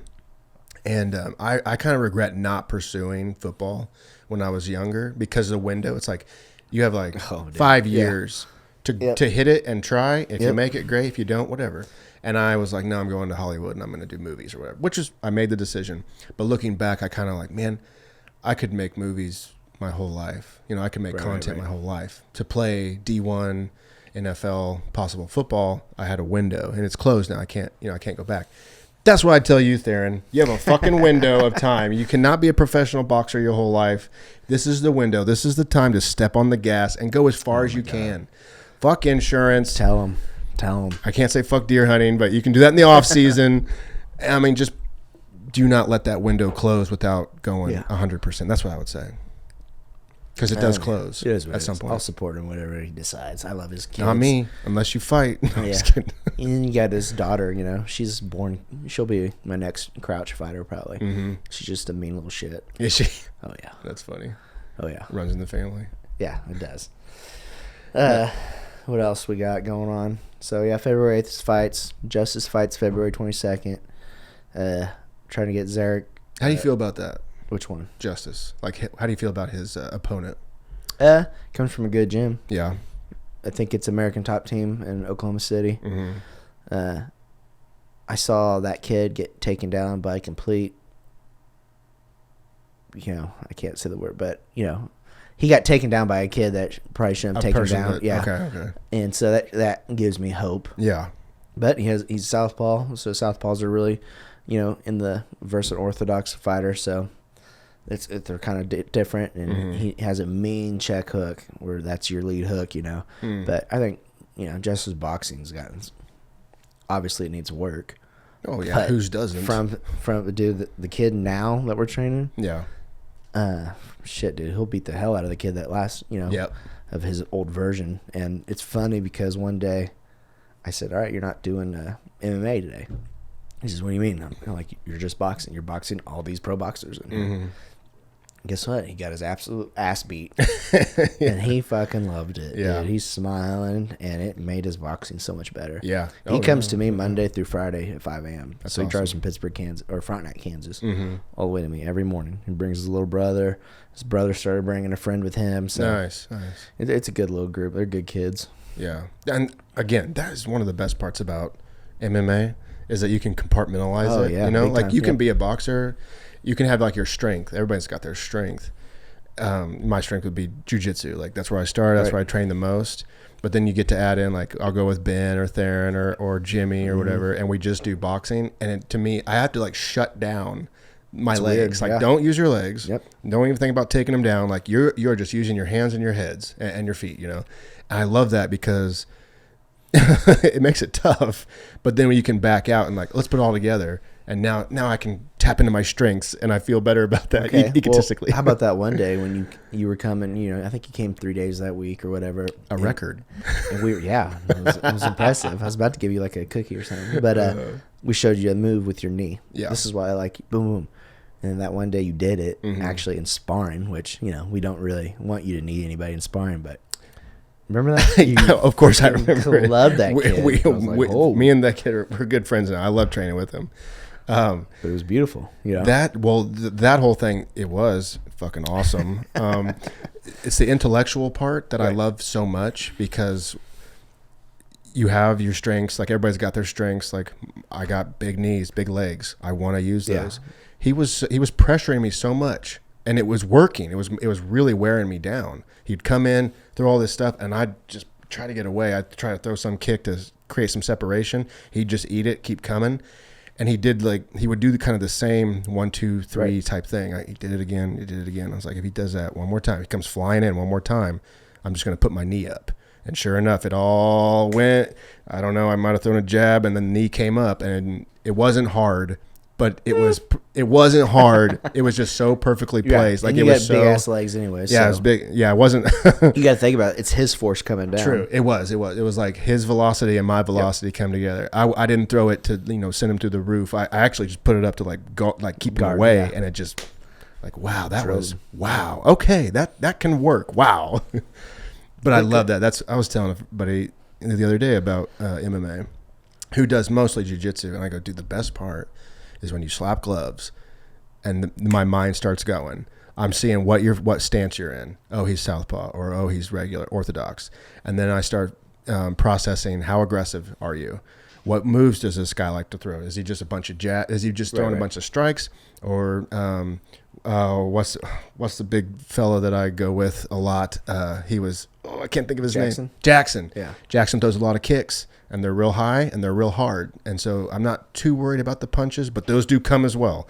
But I just love that processing of strategizing. How am I gonna? Oh, he's very aggressive. I'm gonna set a trap. Oh, he's hanging back quite a bit. I'm gonna press him, or I'm gonna set something up. Or one day somebody was going to the right. Yeah. Over and over, Right. I go, he does that one more time. Sure enough, I threw a kick, and I didn't hit him, but it was it's right there. It's coming, He stopped. He goes, that would have got me. I'm you kept doing. I said you kept patterning it. I kept seeing that. That's probably my favorite part of MMA and boxing and stuff. And you said just the patterns. I notice everybody's bad patterns. You're right. And so when I was sparring all the time back in the day, if I got hit in the face, I would hit my gloves twice, and then I'd swing. And so this kid that came down from Kansas City to spar with me, he was a pro. I'm pretty sure he's in prison now. But anywho, he pro. Oh yeah, and I was pretty 21, maybe 22. I was cocky as shit. I'm like, oh, I'm gonna beat this kid's butt. But he got that pattern. He said, yeah, bro. When I said he smoked me, yeah. I thought he broke my whole entire orbital. He hit me so hard. Yeah. But I knew I was in a fight, because that was not even sparring. That was just a freaking dog fight. Yeah. And he jabbed me so hard. The first time we touched gloves, he jabbed me so hard. It's just your eyes water, Yeah. And it's just I'm not crying. I swear to God, I'm not crying. But right then, I was like, oh shit, this is gonna be a long day. I felt those before. Oh my God. That's another thing, strategizing when you're fresh and you're not really taking a lot of attack. The second, Zarek's done it to me before, where I'm processing his things. I'm trying to plan. I'm trying to strategize something to get him. Quack, dude. It's like you just formatted my brain. Yeah. Everything I had planned and all the patterns that I had built up on you. I don't really remember what was going on. Yep. Now I'm panicking, or trying to survive, and I'm backing out, and now I have to restart, and boom, there goes something to the stomach. Again, it's my favorite part of training that way. And that's why they say, jiu-jitsu wise, these guys are studs. Mostly around the area. We got a lot of really good jiu-jitsu guys around the area. Maybe they just practice jiu-jitsu. Maybe they, with Frank, comes over. I think he was a high blue belt when he first started, then he just got his purple belt, which his transitions are just stupid good. Yeah. But my transition, get him into MMA situation is I don't let him roll at my place without MMA gloves. Right. And if he did no gi over a force, I would, obviously they coach how they want to, but I would like for him to wear gloves just to get, especially the fight coming up. Just the grips. I want the people to cheat. I want him to hold his gloves. It's going to happen. Right. I want him to get his grips differently. Right. But dude, you punch him in the face one hard one. Yeah. That purple belt becomes a white belt again. Oh, or vice versa. Big You know what time, I mean? dude. Yeah. And so it's that's why Kyle's he's my favorite couch potato. Like, I will pay anybody to come try to beat his ass in my gym. It ain't gonna happen. Like he's a white belt. He's a white belt. It's bullshit. Dude, like, I'm trying to talk him into combat jiu-jitsu so bad. Man. His top game's great. He's a stud, man. Yeah, he'd be great at combat jiu-jitsu. He's helped me out a lot, just like his coaching and stuff, and like he helps coach my MMA guys in the mornings and stuff, and he's been a blessing. Brad's been a blessing. Raven, Theron when he can not be in a deer stand or an all-you-can-eat buffet. He's a blessing to have for these younger guys to listen. Like he'll come in and he'll go one round and it looks like he just ran a marathon. You know what I mean? He's sweating so hard. He literally smells like Gambino's pizza. Oh wow! Yeah, hey, you can't blame him there. Yeah, I mean, that or Cantina Bravo. Sounds like Mexican food, but he'll still like. It's just funny because he, me. I love Saturdays. Man, that's me watching all my guys work their asses off and what they've learned, and I'm breaking it down. Like, hey, this is what you need to do. Blah blah blah. Yeah. But him in there when they can't hit him, it's these guys are. He's like, hey, this is what you need to do. Yeah. It's just a different look because you don't get that look around here. Right. Like we might have a couple. I don't know yet, but we might have some big name pros coming in the area. That I told him, like, hey man, you got to get in shape. I need you at least 6 rounds for these guys. Right. He doesn't have to go every round. I just want him like 1 round sit out. You know what I mean? Because he's different. Yeah. He's southpaw, but he's different. You know what I mean? Like. They're in southpaw? Yeah. Oh, okay. So he threw baseball with his right hand, so we switched him. Okay. And he goes both ways. Interesting. In boxing. But a lot of my guys are they're right-handed, but they fight southpaw. Okay. Like Ben can fight, Brad can fight. You want to be ambidextrous, don't absolutely. you? Yeah, I was gonna say. Like I'm more comfortable orthodox because I love my jab. I get hit in the face and I stumble backwards into southpaw. Right. I can stand and be ready to bang. You know what I mean? If I have to. Right. Then after they back up, then I'll get back in orthodox. Right. You know what I mean? So that's pretty cool because Theron was, I think the first fight he was orthodox, and he had the guy in the corner, and I yelled a combo. I'm pretty sure it was 2-3-2 or whatever, and then the guy swung, Theron missed and switched into southpaw, but did the 2-3-2, knocked him out. Interesting. Yeah, that's cool. Awesome. And the kid's trying to get up. Ass up in the air. This kid, listen, we're not disrespectful, but this kid was so disrespectful. No. It was so nice just to see his butt up in the air, like just face plant. And, right. Very satisfying. You know what I mean? Like, just like, bro, shut up. You're about to fight. He's backstage yelling, I'm going to kill you and all this stuff. And like being racial, like, let's go white boy, just like very satisfying. Yes. I chose to do southpaw, to train southpaw just because I thought, growing up watching movies, thinking that you can fight as a kid and as a man, there's probably some sort of preconceived notion on what I should do, how I should do, something that's so embedded in a orthodox stance of like how to throw a punch and how to stand on. Your left is a. Well, I just like I'm totally retarded on this side. I'm gonna do it like this, and I gotta learn and do. Well, of course, the longer I did that, the better I got. And then when I switched back to orthodox, it was almost like the old patterns had been faded away, and the new stuff can kind of settle in, and I could notice it better. I still don't like doing orthodox because of the angle. Like I get dizzy. I start to fall over. Southpaws, but I can angle that way easier. You definitely have a really good like just straight left. Yeah, that's good. The jab. Like, I'm not lying to you. Like no, because you're southpaw. Yeah, so it's your left. Oh yeah. You got people, you can hate him or love him, whatever you want. Conor McGregor, like his left hand was just so dominant. He would just time it, and that's how I try and train you. Put your right out there, boom, right, and you got a long ass reach first of all, but you can throw that thing. I love not intimidating people. I mean, bully. Yeah, no, I love to imitate people. Yeah. And watching some of those guys like Conor. I remember watching Conor's behind the scenes training camp of whatever fight he was in, and just watching. And then because I had trained a little bit under you, I was starting to notice things like, oh, his stance is really wide. He's hopping back and forth. So then I'd go into the gym and try that out. And people do that. We do that with jiu-jitsu all the time. Jiu-jitsu social media is insane. All the different moves that you're watching, you're like, I'm going to try that at the gym tonight. I got more jiu-jitsu stuff saved on my phone than I do boxing stuff. Yeah. But just watching him and being like, okay, he's a professional. He's a high level, super successful. Just do what he does. And then literally go into the gym and imitate him and like just do even if it feels really weird. Because my leg's that wide, that feels weird to me. But I do that, hopping back and forth, the hand out.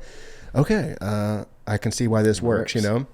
Just flip over to any other fighter that you admire, really. Like, Patua or Potnan or whatever. I can't think of his name right now. Alex Pereira, the way that he fights, you know, just watching him and being like, okay, I'm going to try that today. I'm going to try his stance. And he has a weird stance, too. He has a weird stance, but I'm going to try it. You know, how's it feel? Does it work for me? It looks like he doesn't even turn his hips most of the time when he throws, but he's still sleeping people. Like, that just shows you how strong this kid is. He got big-ass hands.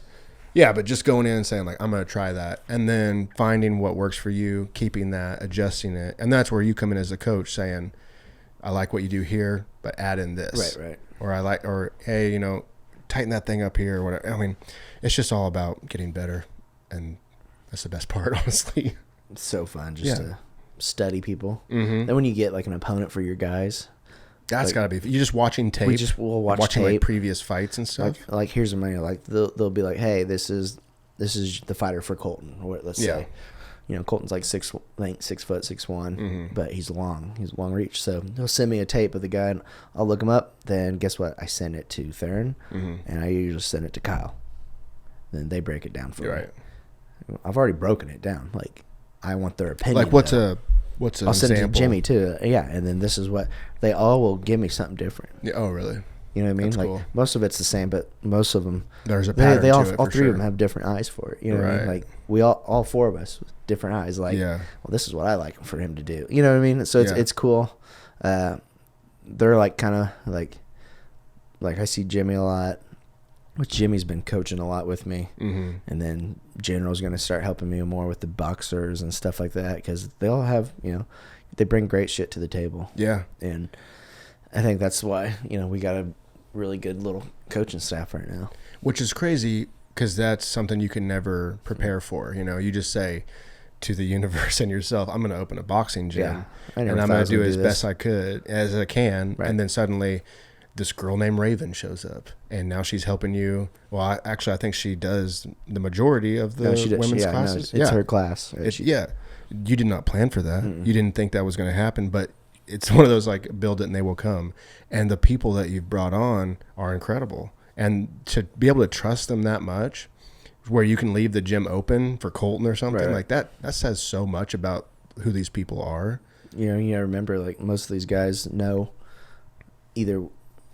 Like Colton, like, you know, he's had a crazy life. You know what I mean? But not to get all into that, but like just go watch the podcast. He was on the podcast. Oh yeah, that's right. But you know, he was at my wedding. You know what I mean? People don't know that. Yeah, I didn't know that. I knew that little shit when he was like basically 17, 18.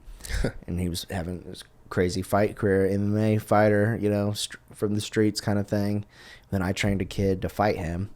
Ended up breaking his arm because he was dating my cousin. Like, this crazy story. And ended up after that, you know, I started seeing him at family events and shit. Started seeing him at birthday parties. I'm like, oh, I guess he's going to be around. And then, you know, obviously shit happens, but it's just, I've always liked him. He's always kind of bounced around and trained. Like, we'd train with each other once in a while. So this is our full, you know, this is my first time to actually have full reins on him. That's cool. And he's doing good, man. His boxing, it's gotten stupid good. Yeah, because before he was MMA. Right. And now he's full boxing or whatever. So. Yep, just boxing. Like, it was funny because he first started with me and like, hey, we're going to do boxing. I'm like, all right. And then he's like, hey, man, guess what I'm doing this weekend? I said, what? He's like, I'm doing a grappling tournament. I said, what? Oh, yeah. He's like, yeah, I'm going to go do a grappling. I said, the fuck you are, dude? No.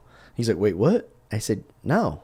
Tell him. I said, do you want me to tell him? Or I was like, no. It's like, I'm not trying to control your life, but if you're be a professional boxer, like, you got a shot at this. Yeah. You want some ding-dong car salesman that just rips your hell off, rips your arm off, you know what I mean? Or you ding-dong, you know. Ding-dong car salesman. Or, you know what I mean? Like, some of these guys that roll or. Yeah, no. They don't have no mercy. Like, I have no problem with tapping. Yeah. You know what I mean? Like, it's training. We're training. You're right. You know what I mean? Like, you grab my leg, I'm going to tap. Like, I don't need you to rip anything out of me to show me. prove something. No. That's why some of these guys that get mad, they're great leg lockers. Great.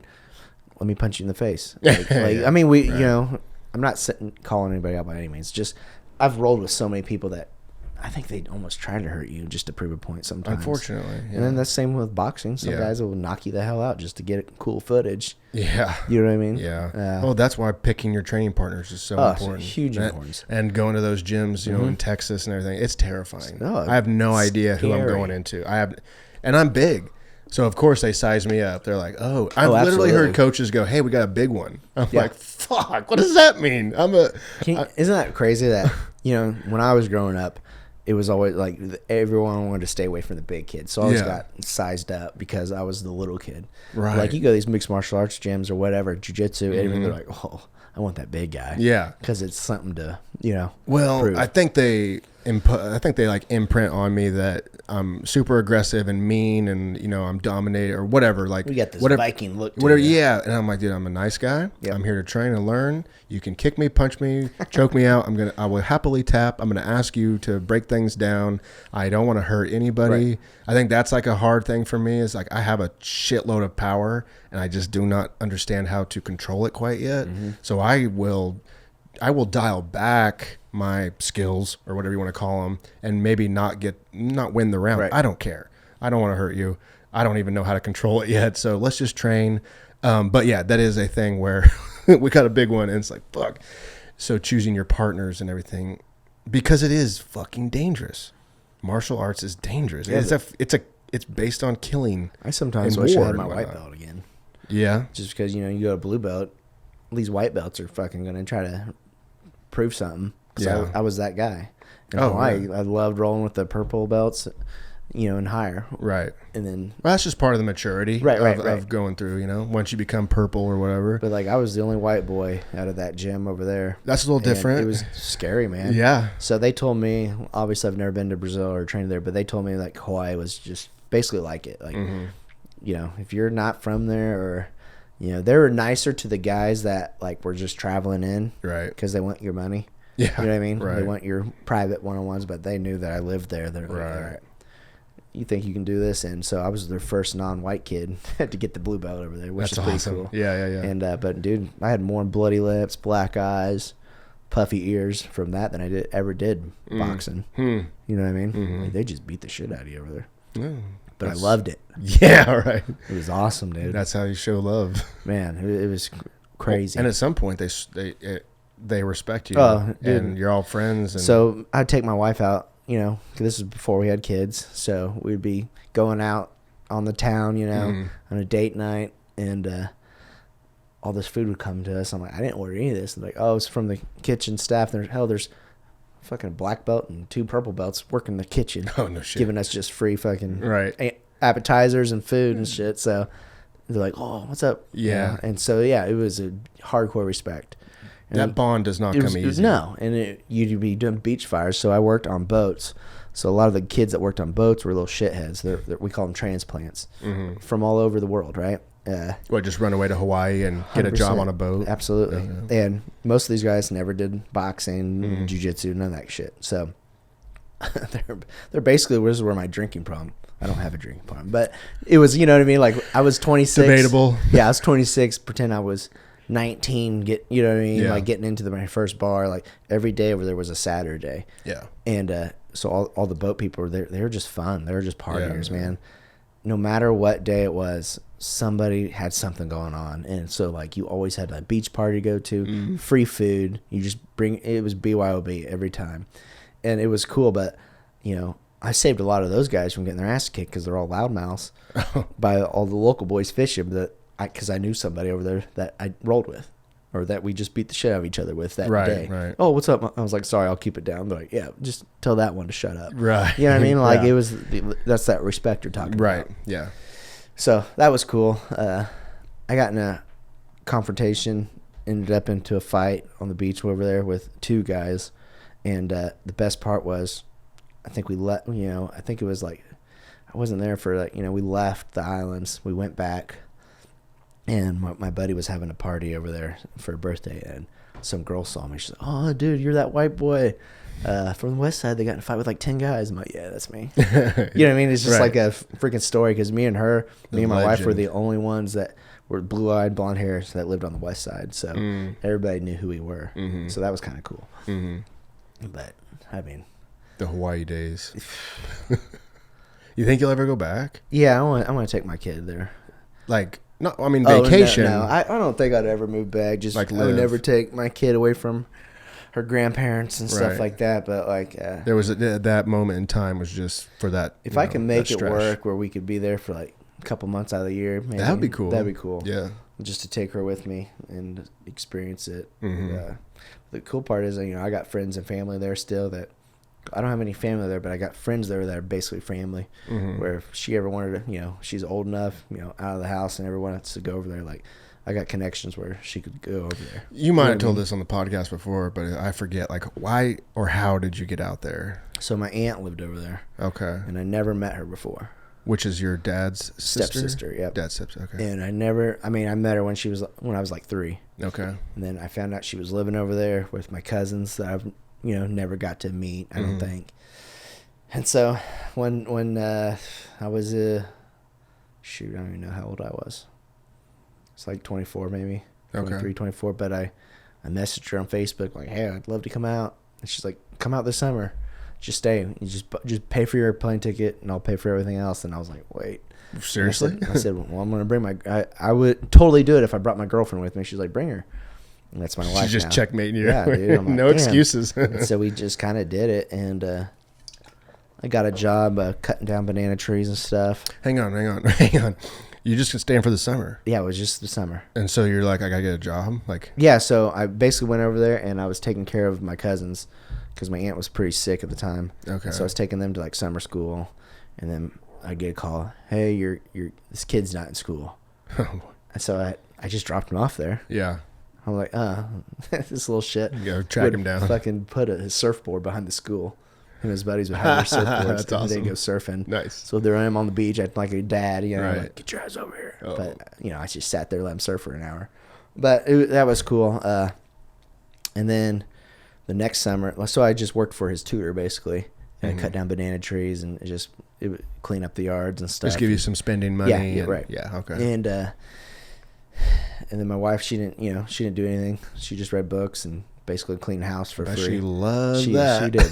And then the next summer I was going back, and she's like, "Hey, I can't." So you came back for the winter, right? So I come back, and because I was in school. Pitt State. I was at Missouri Southern. Okay.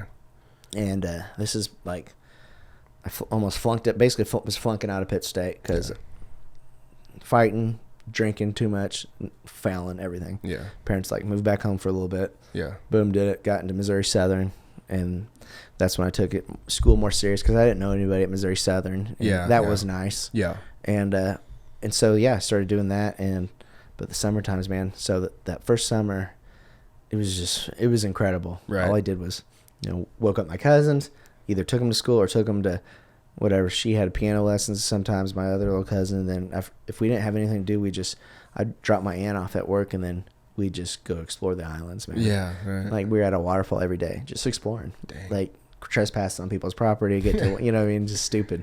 And once I came back to go back to school, like, dude, I was just so depressed. Yeah. I was so depressed. So I told my girlfriend. What were you studying? Criminal justice. Okay, makes sense. Yeah, so I was in school with your football buddy that you like, Brandon Williams. Brandon Williams? Yeah. He was studying criminal justice? Yeah, scary. Wow, I do not want to get pulled over by him. No. And so he was like in a lot of my classes, but that's cool. Funny kid. But I just missed it so much. And then finally I told my girlfriend, it's like, "Hey, I'm going back." She's like, well, she was taking summer classes for Pitt State nursing. She's like, "Dude, I can't." And I'm like, "I got to go back." Like, wow. Like, we can do this long distance, I love you, blah, blah, blah. Then in my head, I was just like, I can do this without her, you know what I mean? Yeah. Like, bring sand to the beach. That's stupid saying, now. But we were fine. And then I left. I went there and wait, she stayed back? Oh, yeah. Wow. Yeah. And so the first week was perfect. I was going, meeting people, not like girls or shit, but like I was meeting people, getting out of the house and stuff. And I was like, all right. And I started, my little cousin was boxing over at this gym, but he came back with a black eye. My cousin's like 14. And I was like, what the hell happened to your eye? And this is where my problem is when I miss like her, I'll go drink at the bar or something, you know what I mean? Because they had live fights all the time. And he showed up and he's like, hey, I'm going to boxing class. I'm like, oh, cool, man. Or MMA. Yeah. But he had a huge shiner. I'm like, well, who did that? Yeah. He says, oh, this kid, he's like 23. I'm like, you got a 23-year-old hitting you like that? He's like, yeah. I'm like, where's your class at? He's like, oh, it's right down the street from Call Pocket Joe's. I'm like, hey, come by and pick me up. Oh, bro, I'm 4 beers deep. And he picks me up. Show me. They're like, he's just like Anderson Silva. I said, is it because he's black? He's like, no, it's just because he moves like that. Right. He was black, by the way. Right. And he actually ended up being a cool kid after the story. But I get there, and there's this one white kid that you could tell it's just born and raised there that you can't understand him, but he hated other white kids. Like, what's up, bro? Just stupid. Just he was kind of an asshole. And then this kid was, bro, right when I walked in, I saw Nick. Or no, I was with Nick and my cousin, and he's like, that's him. And right when I look up, this kid does a spinning kick. And just, remember Joaquin Buckley when he does a spinning kick and knocks out that kid? And it was just like a spinning kick to this, like a 12-year-old. Oh. Just drops him. Oh. This kid's like screaming. They're like, oh, like there was no adult supervision. I know we're in our 20s, we're adults, but like you'd think you'd been like a sensei there or something. Yeah, right.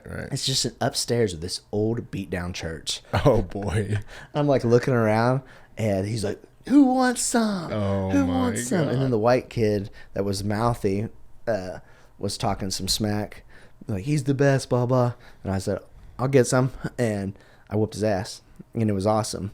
And all I did was use boxing, really. Yeah. I didn't even do jiu-jitsu. I didn't really kick.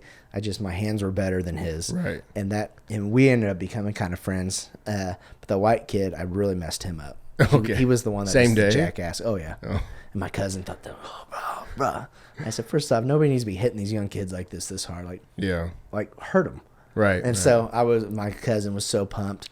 But anyways, that week goes by. That was the first week I moved back too. I'm like, this will go well. Yeah, 100%. I'm seeing all these kids around town, but that's what's crazy. Like, you can't have beef on the island because you're gonna run into that kid. You can't go anywhere. You're just gonna run into them, and no matter what. And that's so funny. Oh, it's I didn't even think about story. that. Yeah, I mean, it's a cool life. And then the best part was, so that first week goes by, doing the FaceTiming with my girlfriend.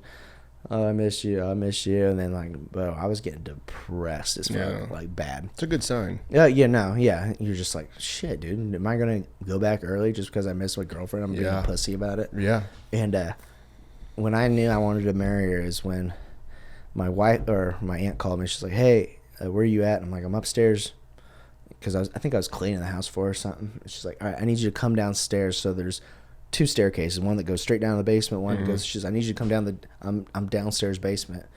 I got groceries. I'm like, yep. I saw her pull in, run down the stairs. I'm unloading the groceries. I'm walking up the spiral staircase from the basement upstairs, and Mandy's sitting on the couch. She's like, hi. And I'm like, bro, did you break? I thought I was gonna die. Like, I thought I was having a heart attack. Like, yeah. I don't know what happened. It was an out of experience body. Yeah. My soul left me. I got the chills. I thought I was going to get sick. I didn't know if I was going to throw up. I just said, the first thing I said is, I have to fucking sit down. Yeah. I was just spiraling, bro. Right, yeah. And I sat down. I was just like, what the fuck? Yeah. And, but yeah, dude. Another good sign. Yeah. And so that was, I think, in June. And then we went back. And then I moved back a month early. So like end of July, I moved back home. Started school again. Hated everything about school. Hate school. Hated everything about it. Yeah. You know what I mean? Stupid tests, the dumb teachers talking to you. Like, I just, ugh. Yeah. But, you don't strike me as a lover of school. And the best part is we went back in December for Christmas vacation for 3 weeks. Me and Mandy did, and that's when I proposed to her. Oh, cool. Yeah. Nice. So we proposed to Mulawaa Bay, right where they filmed Gilligan's Island. And there you go. Fantasy Island, right there. Nice. Mm-hmm. When you know, you know. I was never into the Tinder. That was never my. I missed that boat as well. Yeah, me too. Yeah, just some days I regret. Some days I'm like, wow, I missed a fucking RPG. Love sitting beside my friends there, swiping left and right. I'm just like, they're explaining stuff to me. I'm like, dude, this is horrible. Yeah, nah. I tell Kelsey that a lot. Like, I don't know if I was single right now, I would be. I'd be lost. Screwed. There's no way I could do it. I already told my I'd have wife, an AI girlfriend, honestly. I would have probably 10 pit bulls. Like, just I'd have so many dogs around me, That's bro. the equivalent of the old cat lady. You're 100%. The fucking pit bull I'm gonna guy. have dogs. Oh my god. Yeah, that's way worse than the cat lady. 10 pit bulls. That's Ryan. He's a boxing coach. Yeah. I would have them all in the gym with me. I wouldn't give a shit, bro. Just line them up. Yeah, like fucking phoenixes. Yep, or sphinx or whatever you call them. So you went back and forth. Did you stay out? What was like the longest time you stayed out there? Because you guys moved together, didn't you? Yeah. So after I proposed to her, we lived in Pittsburgh for about a year and a half, maybe 2 years. Yeah. And lived together for a little bit. Like, I started dating her when she was 15. So, and then we lived together, and that was fun, just having a college house. So I was working for the sheriff's department then, doing prisoner transports and stuff. And then the house behind us, nice lady. I took all 3 of her sons drove them to prison, actually. So that was awesome having her behind my house. But they liked me because I treated them fair. Right. But like just having that job, man, I had a shotgun by the front door, the back door. Like, my head was always on a swivel. I hated going to the grocery store with my wife because somebody always saw me, and so that was just kind of like eye opening. And then that's scary. Yeah, it was. I hated seeing. You didn't have kids at the time. Going to the bars and stuff. I had You'd this see people that you transported. Oh yeah, just having them in jail all the time. I got tapped on the shoulder one time, and this guy handed me a beer. He says, "Just think, if you were a douchebag, I would have smashed this on your head when you weren't looking." Like, but you're always good. Yeah. Scared the crap out of my wife. There's a lesson in there. Yeah, there's a lesson in there. Yeah, you don't treat them like dogs. Right. And there's certain people that are need to be taken away from this world, I believe. Yeah. Truly evil, but so we did that, and then she was graduating that summer, and I was like, hey, my aunt said we can come stay with her for until we get on our feet. Let's just move there for a year. I said, please, just for a year. We got married in Jamaica. Did you really? Oh yeah. That's They awesome. wanted us to do a Catholic wedding with the school. There was like 500 people saying they want to. Oh yeah. Who's they? Yeah. Oh yeah, dude. Who's they? They. The school? Oh yeah, dude. Like the priest, everything. Bro, I got called by the priest I've had since kindergarten and told me that I was going to hell because we didn't get married in a church. But we've been talking. You're 25 years old or something. We've been talking about getting married on the beach since we were 15, 16. Yeah. And so we did it. Well, I hope it's worth it. It was, burning for all eternity. Yeah, no shit, right? That's crazy. Those fuckers still send me checks or letters in the mail saying donate to the school and stuff. Like, that's just Colgan. Yeah, that's just the structure of Colgan. That's crazy that they have that much influence that far. It's bad in life. I don't believe in it anymore. I mean, other than that, I met good people there. Yeah, of course. It was good education. Sports program was awesome, but like, if best anybody thing was my wife. If anybody called me from any institution from my previous childhood or whatever and said you probably shouldn't do that, I would be like, what the let alone a church or whatever. Dude, I paid my dues being over there. We wanted to get married on the beach. Guess what? And that's the whole God thing too. I don't believe what we have to be in a building to say you're a good person or you believe in God. You know what I mean? Mm-hmm. I felt God. I saw God that day when I married her. You know what I mean? We're on the beach. Yeah. Who created that thing? Mm-hmm. I don't want to talk about. I don't believe in I think there's some shitty people out there that hide behind the God thing too. Of course. But to me, it's just don't. I know if I do something wrong, but I know I mean, good. Mm-hmm. I see God in my kids, the most, to me, they're the most beautiful things I've ever done in my life. Mm-hmm. I mean, they're little assholes sometimes. Yeah. They're cute little shits. Read the Old Testament. Yeah. But we ended up, we sold everything after the wedding. Wow. So my parents were kind of pissed, but I remember sitting. Pissed about what? Just because, we just got married. Okay. And perfect time to move. I got a good career. Mandy's just graduating. They want you to be safe. Yeah. So I was about to take my test to become a deputy, to be, basically, and I was going to think about going in the Marshal Service and everything. Because that's what I wanted to do. You know what I mean? And then I got out of we moved right when shit got bad around this. You know what I mean? Shit like what? Just like the America. like Hawaii's still part of America, right? But like what? Like, you know, like just the cop thing, like a lot of the, you know, just like the riots, all that bullshit. It wasn't fun to be a cop. Like, I think, 2016 type time. Okay, yeah. Just like all that bullshit, all the shooting started.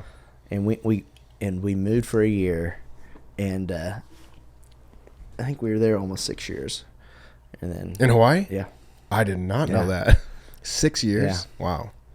And, you know, I didn't have my first kid until I was 31, I believe. Yeah. Okay. And there? No, she born in Hawaii? So we told ourselves we were going to have everybody, you know, had one fighter tell people that I moved back just for him. Kid's an idiot. No. Stupid. He's not with me anymore.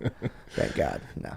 But you know, I'll share this story now. Like we moved back because, you know, we lost a kid over there. And it fucked both of us up. Dude, I had the coolest job in the world. I worked on a boat, taught people scuba diving, you know, make sure they didn't drown. I was a bartender. You know how many, like, you know, we had the Dallas cheerleaders on our boat. We saw Britney Spears, Justin Bieber, all those, you know, people that aren't really good people until you meet them. Side you note. Know what I mean? Yeah. Side note.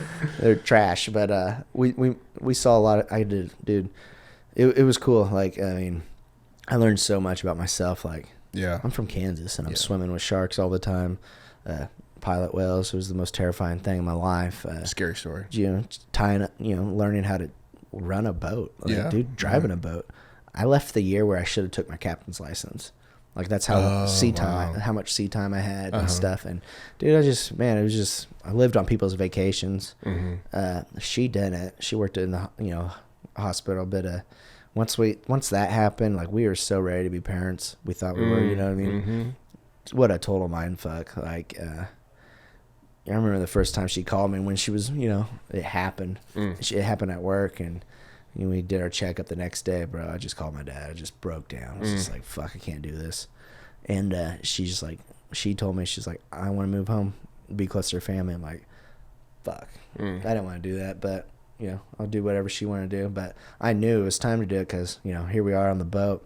Again, I preached to all the kids that worked on the boat, like, smile. These people pay good money to have a good time on a boat. And so you get all these young Hawaiian kids that are just cocky little shits, like, fuck these white people. Yeah, right. You know, most of them are pretty good kids, but it's like, hey, man, they pay a lot of money. And here I am just like, oh, I want a beer. I'm like, I'm just opening up a beer. You know, I get paid to make conversation with them. Right. If they ask me any questions, I'm supposed to tell them, you know, blah, blah, blah. Tiger shark. Yeah. Jump in. Like I said, hey, guys, you know, I think I was doing a snorkel thing. And I think this guy, you know, is there sharks in the water? I said, well, I don't know, sir. Why don't you go take a drink of that water? If it tastes like salt, then yeah, there's fucking sharks in the water. Yeah, they're out there. And that's when I'm like, oop. Caught yourself. Oh, yeah. Yeah. Oh, dude, I got chewed out by the captain. I think one time there's an island out there. It's called Niihau.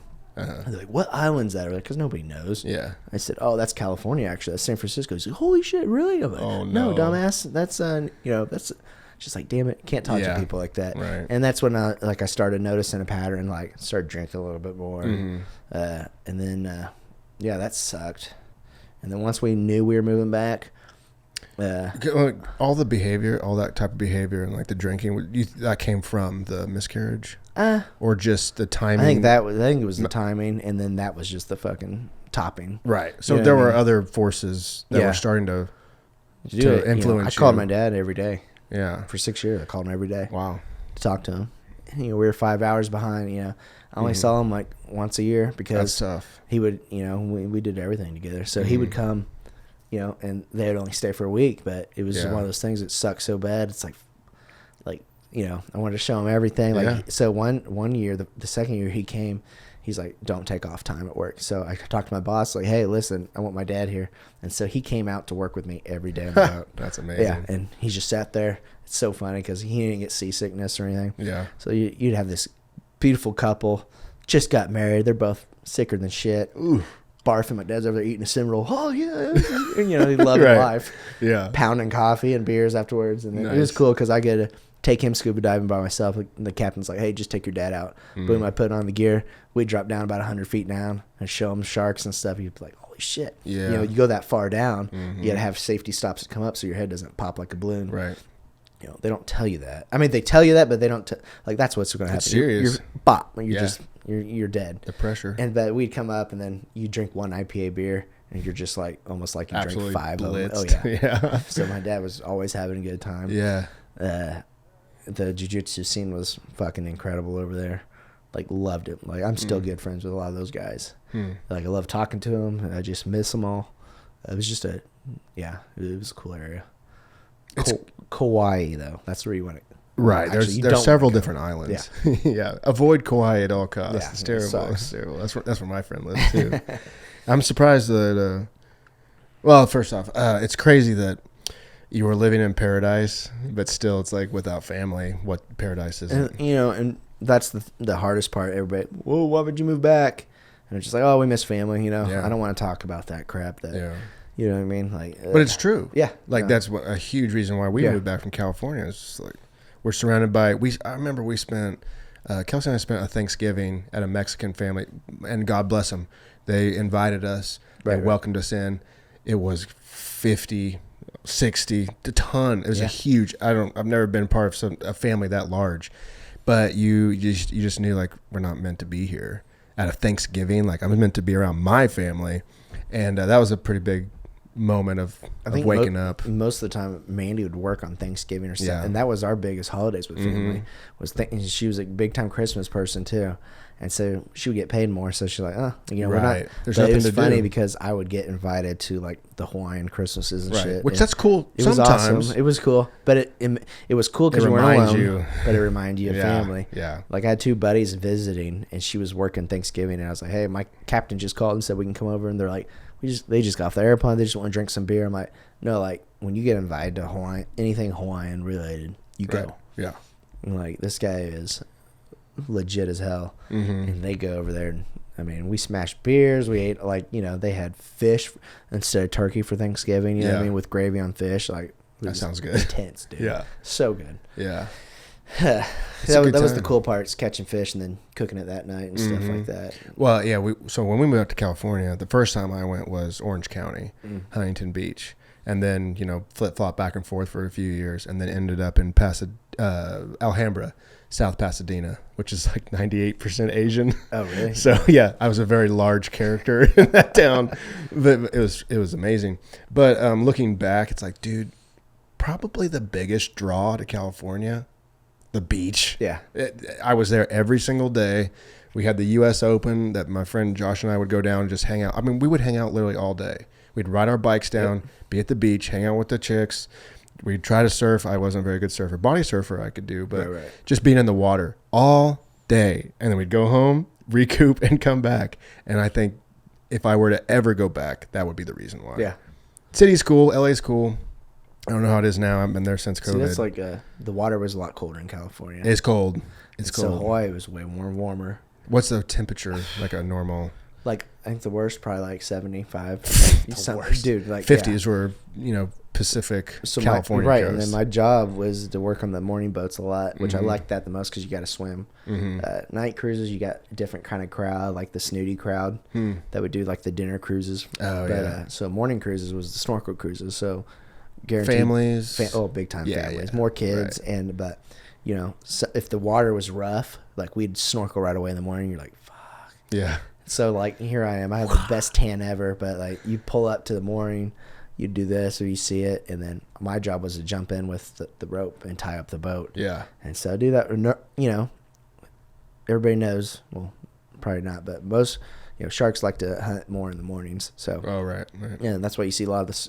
If you didn't see any turtles around, it's kind of like, you kind of, you'd rather, you'd rather see like turtles. when the woods get quiet. Yeah, right. Like, this isn't. You're like, I needed some birds and squirrels. You jump in the water and it's kind of darker, and then you see the more, and then I just you give it a little look around, and then you swim down, tie it up. Then what are you tying it to? Like a you rock see or something.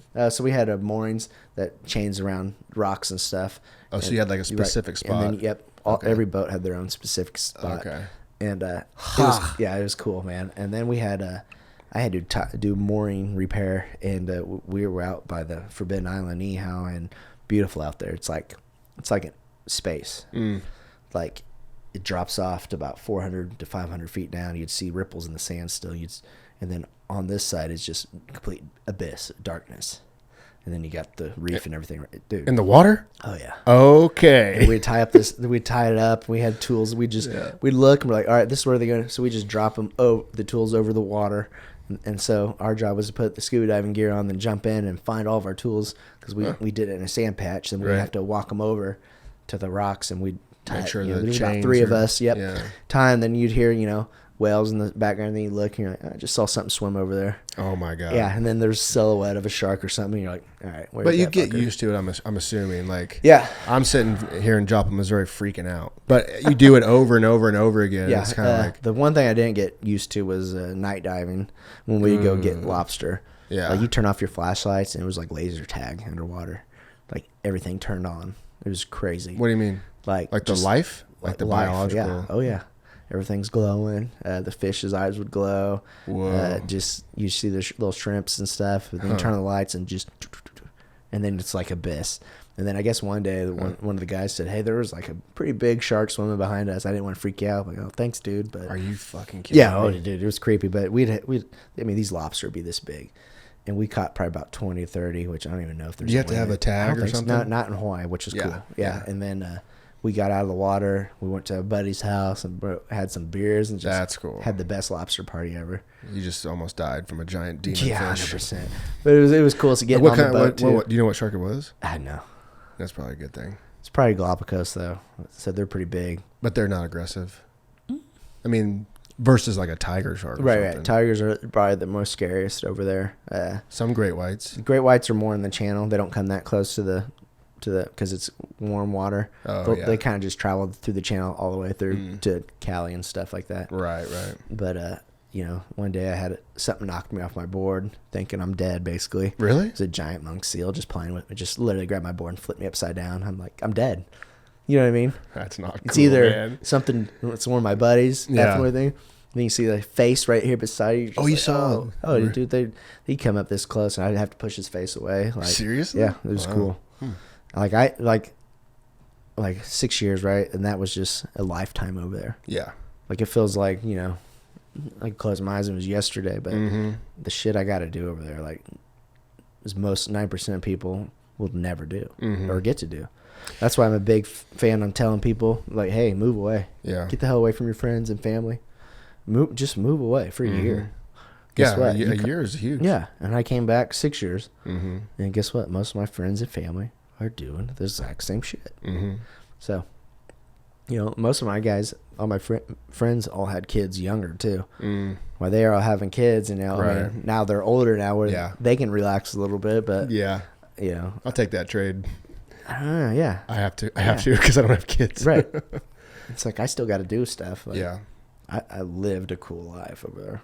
Yeah, it's interesting because it sounds like that time it was like almost like perfectly crafted for you or something. Like what happened and what you experienced is what you needed. Right. You were depressed at school. You were, nothing really here was taken off. You were in a pretty stressful situation with your job. And it's like somehow Hawaii called to you. It's like everything you needed to, one, become a man. Right. You married your wife. Like there's so many experiences that happened there that it seems like it was like meant to happen there. To me, like Couldn't have happened in Nashville. At Couldn't have happened in 26, Austin. I was still kind of, in my mind, I was still immature, Yeah. because I worked with a bunch of sailors, and guess what we did every night and day? Like we'd go drink. You know what I mean? Like that's like you drink like a sailor. Like, Yeah. that was a real thing. Like, Right. You met the coolest kid. I mean, most of these kids were so cool, dude. Mm-hmm. A lot of people thought I was from California, so they were all freaked out when I told them Kansas. Most of them were like, "Where the hell is They that?" don't even know at? where it's at. Yeah, Yeah, where, exactly. where's that at? But you'd work all day from 5 a.m. to like 1 o'clock in the afternoon. Then you go straight to the brew pub. Yeah. If that's what you did, and then the night. Hey, they shift, do that here too. Yeah, no, for sure. Then the night shift would get off their night boat. Most of us would still be at the pub waiting on them. Oh, nice. Then we'd go back on the boats, and you'd party on the boats. We were supposed to be cleaning, you'd drink all the beer. Yeah. And then we'd go out to like, the beach. Right. We didn't have clubs out there. So you go to the beach and party there. Even better. Yeah, no, it was cool. I mean, it was perfect for like, young, like. For that college season life. of your But life, yeah. we were the only married couple. Mm-hmm. So like it felt like we were like the adults of the group. Of course. You know what I mean? Yeah. In a weird way. Mandy would always cook for everybody. Yeah. Mom and dad. Yeah, we had a Friendsgiving, so we always kind of, if she wasn't working, we'd host a Friendsgiving. We had friends that had cabins up in the old Hawaiian cabins up in the mountains. That's badass. So we'd go up there and for my birthday and stuff, and it was awesome, man. We'd have our Christmases up there. We'd just basically we were the glue. So once we moved, a lot of people were pissed. Some people moved. I got one of my best friends still there. He's like a heck of a photographer and stuff, and he's a boat captain as well. Nice. And like, dude, I can call him and we just talk like nothing's changed. You know what I mean? That's cool. Yeah. Man, it's tough. Community's tough. Yeah. Because you built a community there. Right. And again, it's on an island, which is like forced community. Like you better, like you said, you better be cool with everybody, or at least, I don't know, even or whatever, because you're going to bump into them. We had one friend. Luxury here. He was an ex-Marine, probably 5 foot nothing. And his name was Bob. I can talk about this because he's a dipshit still. But so Shout out Bob. Yeah, he was dating a girl that was a piece of shit too. And this girl became me and my wife's one of our best friends, in which we hooked her up with one of this other kid that at the time I didn't like him. Then all of a sudden he came on the boat one day and I had to train him on the boat. And me and him became actually we're still good friends to this day. And we introduced those two, and they're married, and we were in their wedding and all that. So it's kind of funny how it works out. But like we'd have like a couple friends move next door to us, so we had like, now we got another white couple that lives next door to us. And they'd have a big party and stuff, and Bob just always got out of hand, man. Poor Bob. And so I was supposed to get a job on the missile range base, so as security in Hawaii. Yep. Okay. And so this is huge. A missile range base. Yep. So it's the first line of defense for the United States is on Kauai. Interesting. Yep. A lot of people don't know that. Did not know it's that. The longest beach in the whole state of Hawaii. Well, is there a bunch of missiles out there? Oh, yeah. Dude, what? We'd watch them practice everything. What? What do you mean practice? Yeah, they'd have shoot the missiles off? RIMPAC was a huge out there. What's that? Where you have all these freaking crazy, they'd have war games out there. Huh. Did you ever watch the Alien show, Battleship? No. Oh, dude. No. It's so good. It's kind of like that. The RIMPAC would come to the islands, and like you got China out there. You'd see freaking submarines with flags and stuff. China, like dude, real China. Crazy, yeah. They're not pretending to be China. Nope.